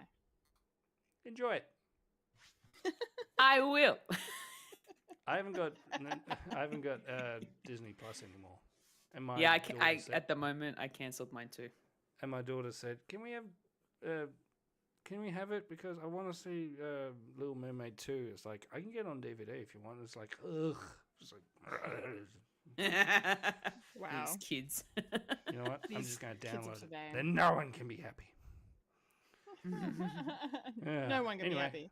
Anyway, I just wanted to do a quick, just slight mention, just because you guys don't care about the Hunger Games franchise, but the first trailer for not Songbirds and Snakes, fucking, what's it called? Sunrise on the Reaping, the Haymitch prequel adaptation. Fucking looks great. I fucking love the book. The trailer looks awesome. I can't wait. So I just wanted I to only shout it saw out. the first bit of it, and a woman's coming out like Hannibal Lecter going, hello. It's Glenn Close with the weirdest fake teeth, and she looks horrific, but I love Hello, I'm Joan Rivers. Joan Rivers. I am the resurrected back corpse from the of Joan dead. Rivers. Yeah. Oh god, yes. Anyway, I'm excited about that. So I'll be watching that in cinemas when it comes out. This time next year, they drop that trailer a whole year in advance. Jesus. Talk about your slow burns. Anyway, that's enough from me, and which means we've got one more thing to do because it's time. Yes. Ooh. For the wibbly, Wobbly. the wobbly, Ooh. the timey-wimey. It's time for Ooh. Popcorn culture. Doctor Who. Yay! The 23rd of November. It's Doctor Who Day. Actually, oh wow, we timed that very well. A return to Doctor Who. Yes, that's right. We are talking Who for the first time in quite a while. Back to it. Celebration. Thanks to the wonderful Mike for providing Fulya and I access to Doctor Who. We won't say exactly how. But today we're going to be talking about Series 7, Episode 4, The Power of Three. This episode was written by Chris Chibnall, another one, by him. can tell, can't you? And you can a little bit, because he loves writing just convenient endings, doesn't he? He loves a, let's wrap it up in a nice little bow. Everyone's fine. Nothing Welcome to bad the ever precursor of the happens. flux. Yeah. Yeah. Jesus Christ. Anyway, it's fine. On the whole, this episode it's not I bad, enjoyed. I enjoyed this episode. Yeah. It was good. I was surprised it was only rated like a 7.4 on IMDb. But then I saw the ending and I was like, oh, okay, that's probably why. Because there's a lot of cool moments in this episode. We get to see Kate Stewart for the first time, which Reintroduction, which is fantastic. We're finally up to Kate Lethbridge Stewart. I'm very, very happy. She's my queen. So that was cool. And then we get Brian Williams back again in this episode as well. I'm playing a minor role here, just observing the cubes. I really just love that moment where the Doctor walks into the TARDIS and it's like, Brian, you're still here. I'm like, it's been 4 days. Time flies by when you're lost in your thoughts. You told me to watch the cubes. I'm watching the cubes. He's just very wholesome. So there's a lot of cool moments here. Amy and Rory are at an interesting impasse in their journey with the Doctor and deciding whether or not to continue, like to go back to being full-time companions or to just saying goodbye and having a life without the Doctor in it. And we get that decision at the end, which we'll talk about later. But and then just some really good conversations and stuff, and I'm really looking forward to discussing a few key moments with some of these characters because it was good. And then the overarching villains, what were they called again? The Shakri. The Shakri. I think that's The right. Shakri. Yeah. Interesting villains. I have mixed emotions on them, but I kind of like the cubes as sort of a reverse MacGuffin, if you will. We don't have to find them because they're everywhere, but they are sort of a MacGuffin in the sense of the plot is revolving around these objects and what they're going to do or not do. So that's quite interesting as well. So yeah, so there's some good things here and there's some average things here, but I think on the whole I enjoyed watching this, and this is probably the one time I've actually been okay with some Amy Pond narration. You know, I'm glad they got rid of the CW like intro thing that they had for that one season, but having her come back and do some bookended narration here was I thought it was fun. Like, you know, her calling it like, you know, the year the Doctor came to stay with them sort of thing was nice. But yeah, so Fulia, what did you think of the Power of Three? Yeah, it was fun to sort of revisit this episode because I had forgotten about it. And yeah, just the ominousness of those black cubes, and they're everywhere, and everybody's started to sort of affiliate themselves with them. They're taking them home, they're using them for various things, and like nothing's happening with them. And it's just really strange that you're seeing these little cubes just sort of floating around everywhere, and they're in the bins, they're on the lawn, they're in people's bathrooms, they're in the they're in the workplaces, in the offices, and they're just everywhere. And it was, yeah, it was really cool to just watch the Doctor be bored. It's like, I need to do something. It feels like someone, it's almost like my mum who can't sit down and not clean. She has to do something. And so the Doctor's kind of like 10 times more than that, and he's done so much in an hour, and it wasn't enough. So yeah, just sort of seeing him sort of behave in that way, waiting for something to happen with these cubes. And then, you know, Rory and Amy just also trying to help in some fashion was also really fun. But then sort of seeing them having discussions of the idea that they're happy with having a life in their new home and not traveling with the Doctor. They like it. They like having their routines. They like having jobs. Even though they don't want to part with the Doctor. I think it's one of those kind of things where they're kind of realizing that they would much rather stay where they are than travel, even though they still enjoy the traveling as well. Which is kind of how I feel sometimes. It's like, I like what I do. I like my work. I like being here. But the traveling is always calling to me, and I want to travel. And so it's what Amy and Rory is going through. And then, you know, Brian's just, you know, being a very protective father, doesn't want them to see them get hurt and stuff.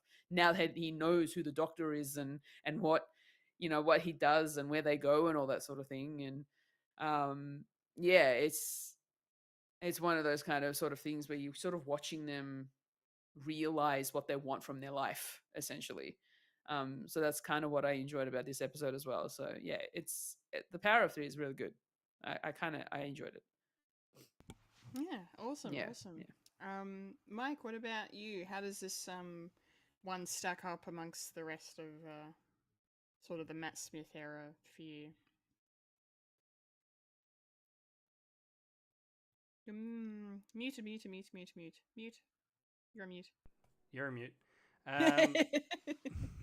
It isn't one of the most strong episodes of the Matt Smith era, and the failures are pretty much behind the scenes, as well as the new additions that they were trying to do as well, because of that particular factor.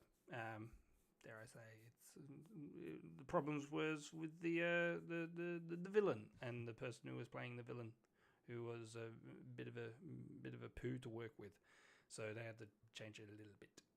So, oh, really? Yeah, and also they were more. They thought about it, and they need to focus more on the sort of relationship between the Doctor and Amy and Rory, and their dynamic, and how that's been changed, that they wanted to do. And dare I say, that particular aspect of the episode is the plus for me, because Yeah. we're sort of ramping up their story of where they're going to be going, and then and I think you've already spoiled yourself because Clara is coming up soon. Yeah. So there's going to be that sort of dynamic and what's going to happen there. And I think I think the mystery was great at the start of this sort of slow moving invasion of just random cubes all around the world, and it was a lot interesting.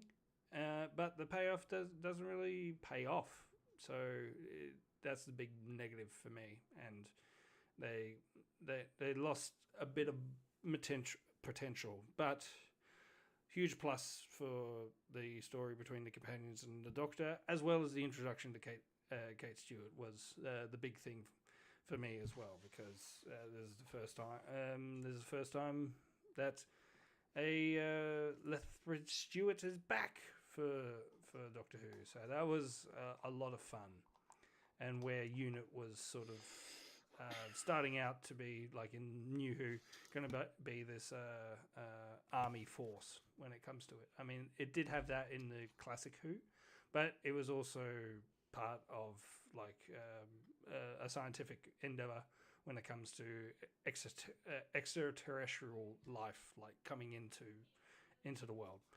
And yeah, so I liked it on that bit, except ending, and it sort of just deflated me at the end. It's like, yeah, last 10 minutes, what are we going to do? Blah, blah, blah, blah, blah. And they did the cardinal rule of everything can be sorted by the sonic screwdriver, and then we're out. So, yeah. Yeah, well, yeah, I think maybe I'd like to get the negative stuff in the episode out of the way first, so we can focus on the positive. So I guess, Mike, you've already touched on the villains here a bit, and I like your point of the mystery with the cube starts out really strong in the beginning, and it worked for me a lot. I liked how, it's just everything is just normal, and Amy and Rory are just like chilling, and they wake up one morning and their dad, Rory's dad's at the door being like, there's cubes everywhere, wake up. Why are you in bed? And just, the idea of this like slow invasion as a way to destroy humanity is really clever. Like, it kind of reminds me of like, certain adaptations of War of the Worlds, for example, where like the ships are like and the aliens are like, already underground and like planted years and years beforehand, and then it just comes to a certain moment where the attack happens, like having these cubes appear, and then almost a year to the day later they activate, and then basically everything just sort of goes to hell from there. And I really enjoyed how the Doctor as well is kind of coming to the conclusion, like, okay, these cubes want to be observed, like they're out in the open, they're not doing anything, they want to be seen. But then by the time we get to the end of the episode, he has that epiphany and realizes they were observing us. They spent this entire year taking in every aspect of us, like, and you get that during the whole scene with Unit, where you get to see the different ways that they're testing the cubes and what kind of conditions they've put the cubes in, trying to figure out where the weaknesses are or what they can do about them. And then you get to see, like, one of them is playing the chicken dance on repeat for some reason. So you can really kind of see that they're taking in every aspect of humanity. So when they strike, it kind of all comes together and makes sense. So that part of it worked for me. I think it's just the part that didn't work is like I already mentioned, and you guys mentioned, just the way it sort of conveniently ends. And hearing that they had issues with are you saying they had issues with the actor that played the the Shakri at the end. Sakri, yes. Yeah, because his appearance was really strange to me because it did kind of feel like it was making sense initially with like, okay, here's the reveal, here's the face of what's going on. But then he's just a hologram, he's not actually there. And as soon as he vanishes, the Doctor's just like, well, let's stop the second wave of cubes and let's reverse the cardiac arrests with everyone. You know, let's just put everything back, like you said, using the sonic screwdriver in a rather convenient way. And that really kind of undermined everything the story had sort of set up. Yeah. Like the threat was suddenly non-existent, and it was just like, what was the point? Like, apart from, as you said too, Mike, just this awesome time we get to spend with Amy and Rory, and the connection with them and the Doctor is just really well fleshed out and explored, and Kate's introduction and everything. That the human character side of this episode is 10 out of 10. But it just did not land with the villain. And then having those two orderlies with the weird faces for, like, did they ever explain why they were bringing bodies on the ship? They didn't explain it, did they? No. That was really clunky for me. I'm just like, why? Like, it only seemed to serve as a purpose to get Rory and Brian onto the ship. And even then, they take Brian off the ship immediately. So, like, what was the point of that?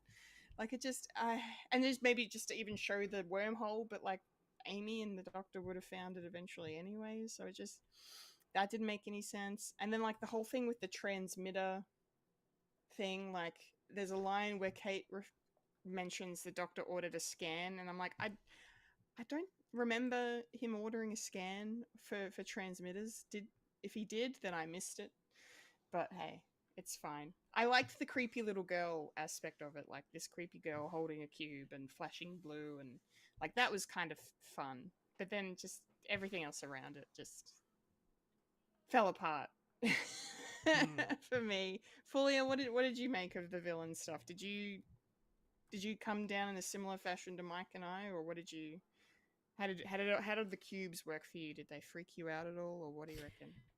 The cubes didn't freak me out. But when the Shakri was revealed, not a lot was really explained, and I was still sitting there thinking, okay, why are you taking these people? What do you need them for? And then to find out that it's like, oh, we're here. It's Earth's turn to be eliminated, and because they're doing like a bit of a cleanup, I suppose, of the universe. I don't know. Yeah, the pest controllers of the universe. Yeah, the Doctor calls them like that. yeah. Okay, interesting. Like, and then it's just like, okay, cool. Why are you doing this? Like, what's the reason? It wasn't really explained very well, and yeah, those two orderlies with the cube mouths, I suppose. I'm like, all right, cool. Do they make the cubes? Do they feed off the cubes? I don't know. But yeah, it was just that part of the story just was very wishy-washy. It did not make sense. It was like, okay, cool, this is happening, but there's no reason for it. Cool. You're just gonna have to deal with that, I suppose. So it was a bit weird in that sense. So I'm in the same boat as you two. It was really strange to have things in there to move plot points forward, but it just didn't make sense for it to be happening for whatever reason. It was just a means to an end, essentially. So yeah, I don't know. Yeah. Like, it almost felt like they needed a conflict to come along that would kind of elevate Amy and Rory's story with the Doctor a little bit. Yeah, essentially. Like, it wasn't like this really big bad kind of, oh my gosh, we're gonna die kind of a situation, even though they technically kind of were, but it just still felt like it wasn't really that dramatic, and especially considering that the Shakri was just a hologram when they appeared. Yeah. I don't know. Strange. Mike, I know you've said a little bit already, but I'm curious the Shakri, is this their first mention in canon with Doctor Who, or were they mentioned in Classic Who at all? No, first mention and last. Oh, all right. Oh no. Received Set well. up to be like the boogeyman for the Time Lords, but Mhm. it's never been heard of again. Yeah, right. Yeah. Okay. That's what Doctor Who is. We set up something that's like all law shattering, and then we said, whatever. Yep. The joys of being a Whovian, I guess. Yeah. Yeah. It all Yeah. matters, and it all doesn't matter. The show is Schrödinger. Yeah, Schrödinger. Schrödinger Schro. Schrödinger Schro. Did you have any other thoughts you wanted to say on the Shakri and the cubes? No, not really. What's that phrase from pitch meeting? It's like Yeah, it's gonna be super easy, barely an inconvenience. barely an inconvenience. Yeah. For sure. Yeah, absolutely. Yeah, considering that they decided to go for something as hard hitting as killing off a third of the world's population, that immediately was like a red flag to me of like, oh, it's gonna be fine. Like no one's gonna die and everything's gonna somehow be reset, but the fact that it was just an easy reversal with the screwdriver, I'm just like, oh, okay. But the ramifications is if you have a cardiac arrest and you wait, I think someone said like 9 minutes, you're pretty much dead, like brain dead. Yeah. So in theory, a lot of these people shouldn't have been resurrected. Yeah. I will say But maybe we don't the one think about logic when it interesting- comes to Doctor Who. No, logic. what is Logic's a logic? fool's man's game. Don't know her. I did like though the comedic aspect and just the fascinating aspect of one of the Doctor's hearts stopping because of the cubes. And him having that brief kind of, few minutes of like, oh, I can't do this, and I'm struggling and stuff. And just the commentary, like the Doctor was quite sassy in this episode and I enjoyed that. Like his comments about, patience is for wimps. Like he's clearly got like ADHD to the extreme. Can't sit still, has to be doing something. And then you get him here with like, him complaining about only having one heart. And he's like, I don't know how you people do it. And Amy using the defib on him to bring him back, bring the other heart back was, yeah. Like, he's just like, thank you, never do it again. Yeah, it was cool.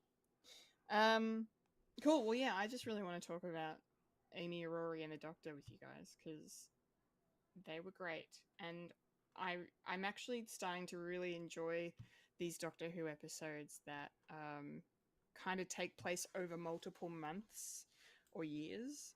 Like I've seen a few of those episodes now. We've got this one, and they did one in the new with Ruby Sunday when she, spent all that time growing old and whatnot. And then you also have the episode with why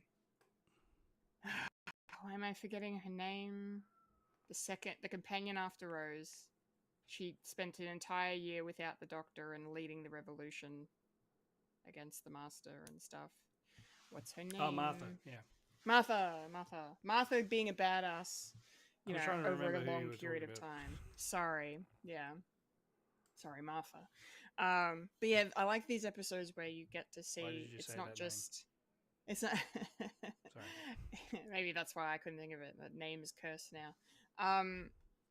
You get to spend... Like, you get to really feel like you're living with these characters for a long period of time. Like, they do a really good job of expressing how long, how much time you're getting, and the fact that this slow invasion happens and we get to see sort of just like the Doctor gets to see like a glimpse in the life of Amy and Rory over the course of almost a year.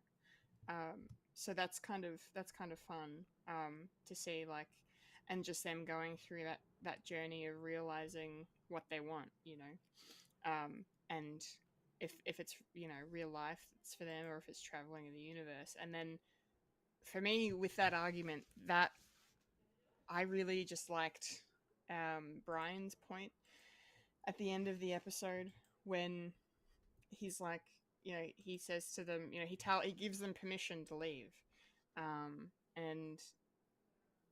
then he's basically just saying, you guys miss the doctor.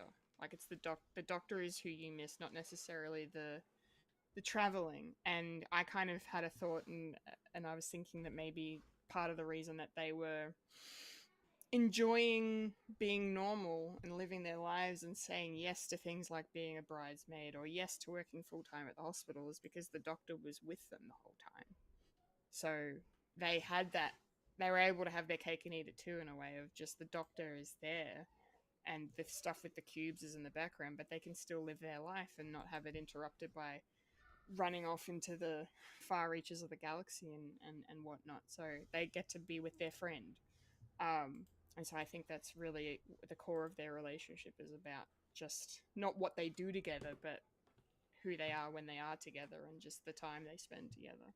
I think that's really great.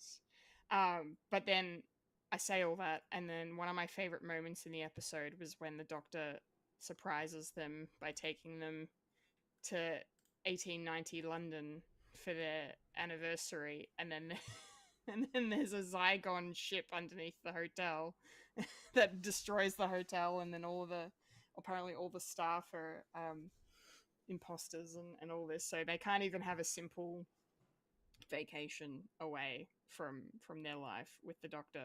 Something goes wrong, and then Amy somehow married Henry VIII. I don't know why. But yeah, that tickled me a bit. One last thing I wanted to mention before I throw it at you, Fulya, is that I just really, really enjoyed the doctor's speech to like Amy, like the scene where the doctor's like, I need some fresh air, I need to get out of here, and they have this great conversation by the Tower of London, by the River Thames, and about like, the doctor's like, you guys want to leave, like, I can tell you're thinking of staying and never coming away with me again, and talking about all of that. I'm just trying to find the actual quote. I found it on IMDb. I was going to say, I think it's the first one. Excellent. I've actually got the damn transcript. Oh, here it is. Okay.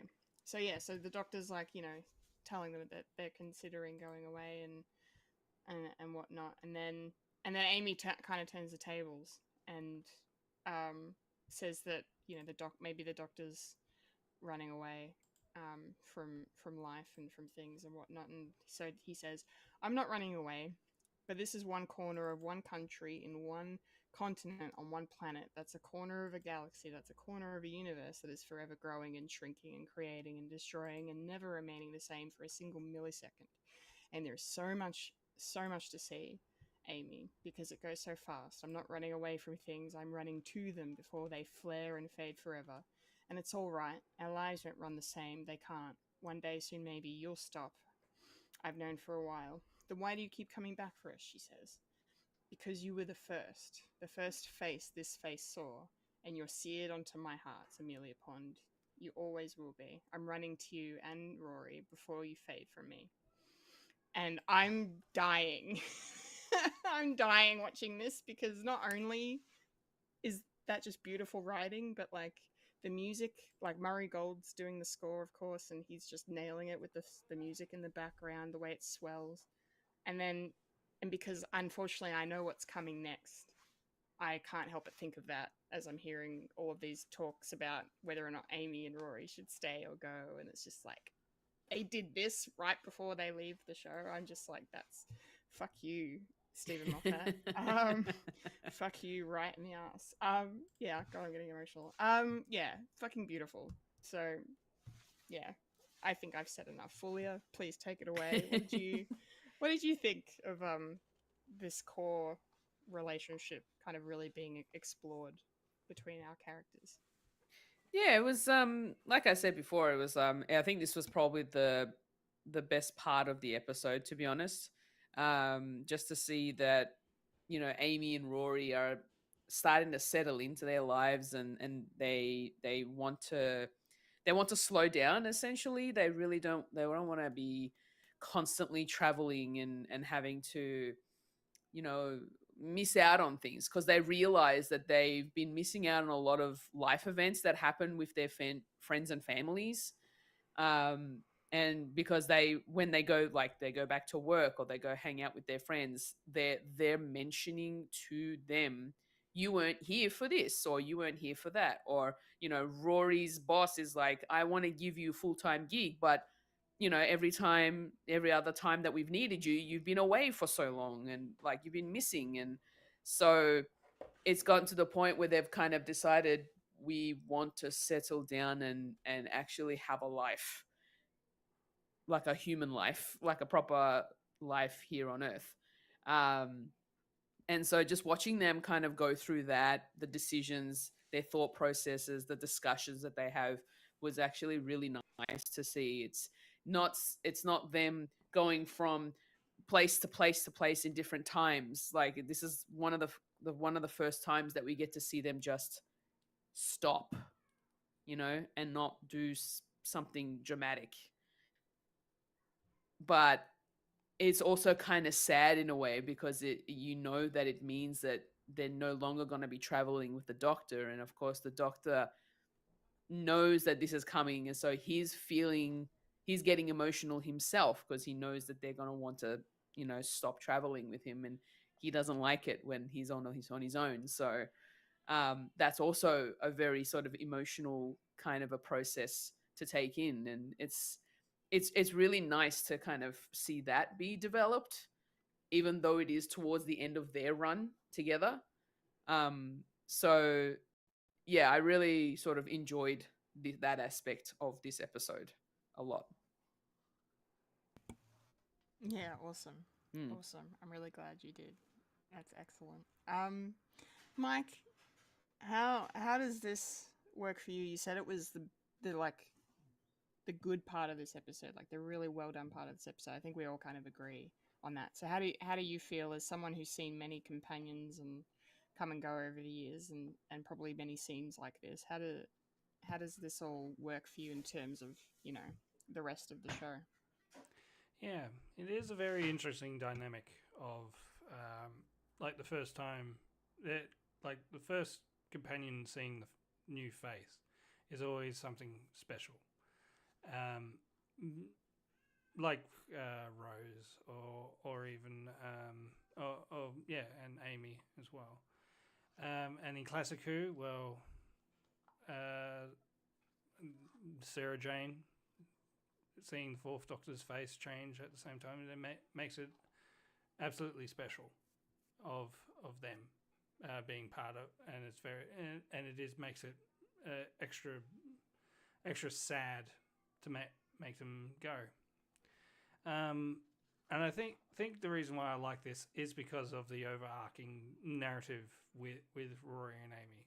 How we saw them from the very beginning of the Matt Smith era, and they're sort of starting to wind down and wanting to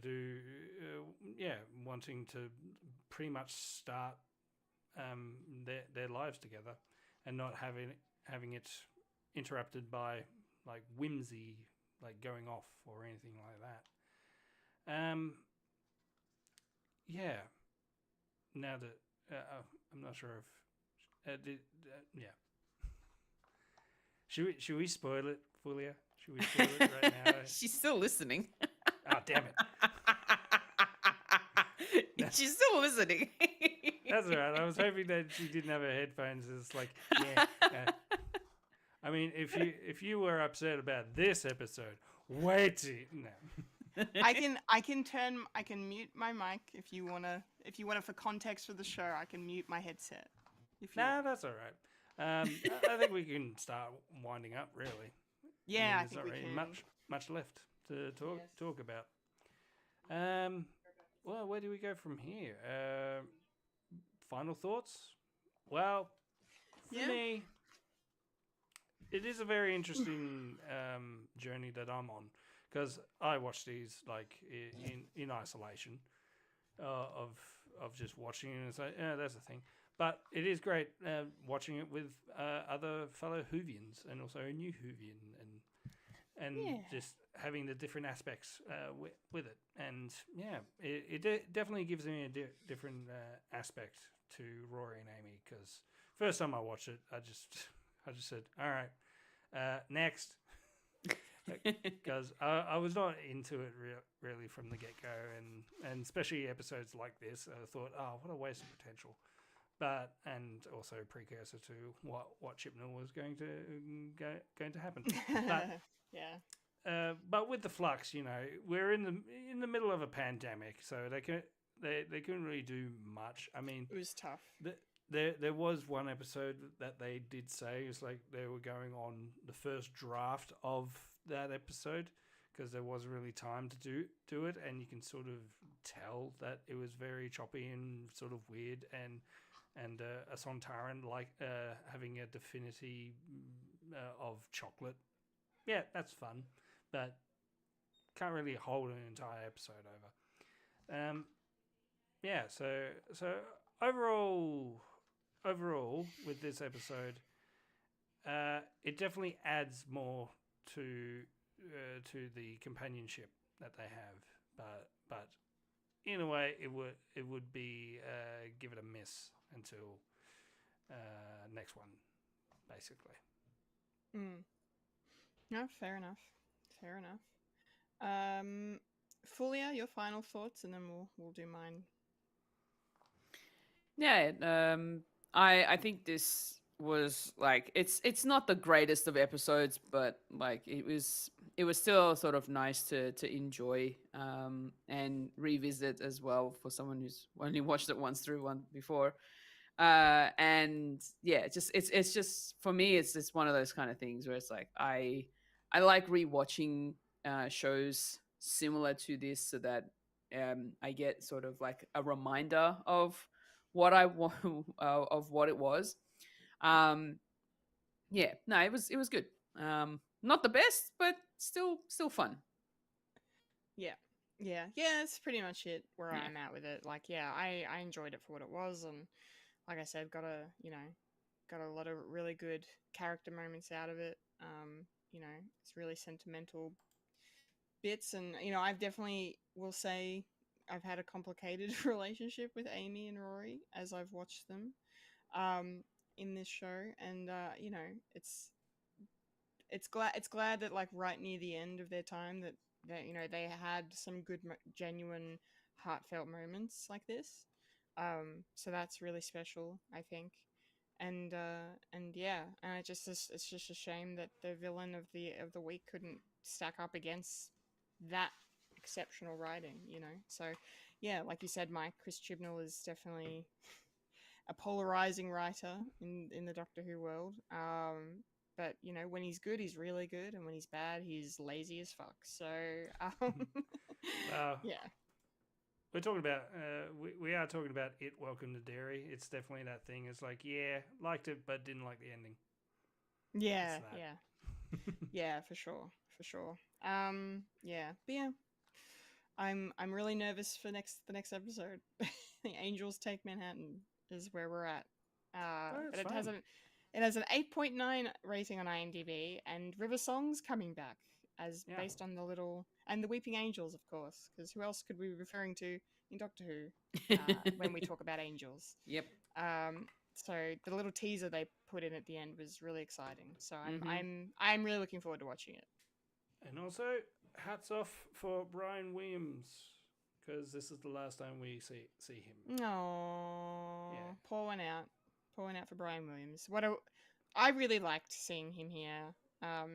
He's great, and just his little, like he's a bit of an aloof dad that's just so earnest and wonderful, but he cares, and just that conversation with the Doctor he had when he's like, what's happened to your other companions, basically. He's like, well, some of them went on and some of them didn't, but I promise not Amy and Rory. It won't be them. Be them. And then you just see the look on his face, and then the fact that he then makes that decision to be like, you two should go with him. You should be with the Doctor. It's where your heart lies. and he does that selfless thing as a parent would be really difficult to do, to say venture out into the galaxy, to the universe. So I'm not sure if I'm ready for that. no, I bet you're not. I couldn't imagine. Could not Travel imagine with it the at all. Raggedy Man. All right, that'll do it then. Shall we? We should. Yeah. We'll end it there. Fantastic. Thank you both. That was our discussion on Doctor Who Series 7, Episode 4, The Power of Three. Which just, every time I hear that, just makes me think of Charmed. So, you know, Oh, yeah. had to make a Charmed reference. Sorry. The Power of Three. Yes. So, yeah, next week we should probably be back for, yeah, The Angels Take Manhattan, considering Fulya doesn't watch Stranger Things. So, we won't be doing popcorn culture on Stranger Things, just to let everyone know. Or At a It Welcome time. to Dairy. All the Or good it stuff. Welcome to Dairy, because Sorry, I can't let you have fun. I'm sorry. no, it's okay. We get to have Doctor Who fun with you, so I'm okay with Yeah. that. Okay, good. Yeah, I like to talk some Who, and it's been a while, so Good. It's been a while. good. And been a and while. also we're not going to get any Doctor Who until next Christmas. So we've got a lot of Doctor Who to year fill until we're all between up to then. date. Yeah. No Christmas special this year? No Christmas special Oh, this year. They have to film it. They start That's filming sad. in February. Yeah. No. Yeah. Mm. Yeah. Sad. And then we get to find out what the fuck's going on with Billy Piper. being the Doctor, being the 15th, 16th Doctor, whatever. And hopefully we're up we'll get it back here in Australia. Big possibility. Yeah, we will. It's Yeah. just where is the question? Well, yeah, because, you know, considering like we talked about it a couple of weeks ago, but, you know, the fact that they've said that the war between the land and the sea is just going to be BBC exclusive at the end of December, and then the rest of the world has to wait till January to see it. That feels like a very, like, fuck you, Disney approach. The BBC's like, you can't handle our Doctor Who, then fine, we'll keep it to ourselves. So, yeah. Hopefully it'll be on it. I'm sure it'll be on like ABC. Yeah. I guess it'll just revert back to ABC. We shall see. We will find out. But until then, a 1, a 2, a 3. And that was a was a podcast podcast called Fred. Remember to follow us on Facebook, Instagram, and Blue Sky for the latest Fred content. If you'd like to listen to Freddie Allen, you can find us on SoundCloud, Spotify, or Apple Podcasts. If you'd like to watch Fred the Alien, you can head over to youtube.com/Fred the Alien Productions. If you're watching us right now, make sure to like the video, subscribe to the channel, hit the bell icon to be notified of future content. If you're watching us live over on Twitch, make sure to give us a follow on the way out, twitch.tv/Fred the Alien Twitch. Hell yes, I've been a Fulya Cantarmaggio. And I've been the Whovian Happy Doctor Who Day today. Yeah.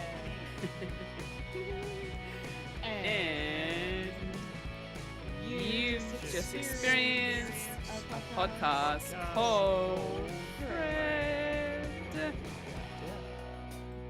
Remember to eat beef. Remember, Freddy lives, Loki dies, the Doctor is in, and there's no time for Firefly because there's Stranger Things. Pubis.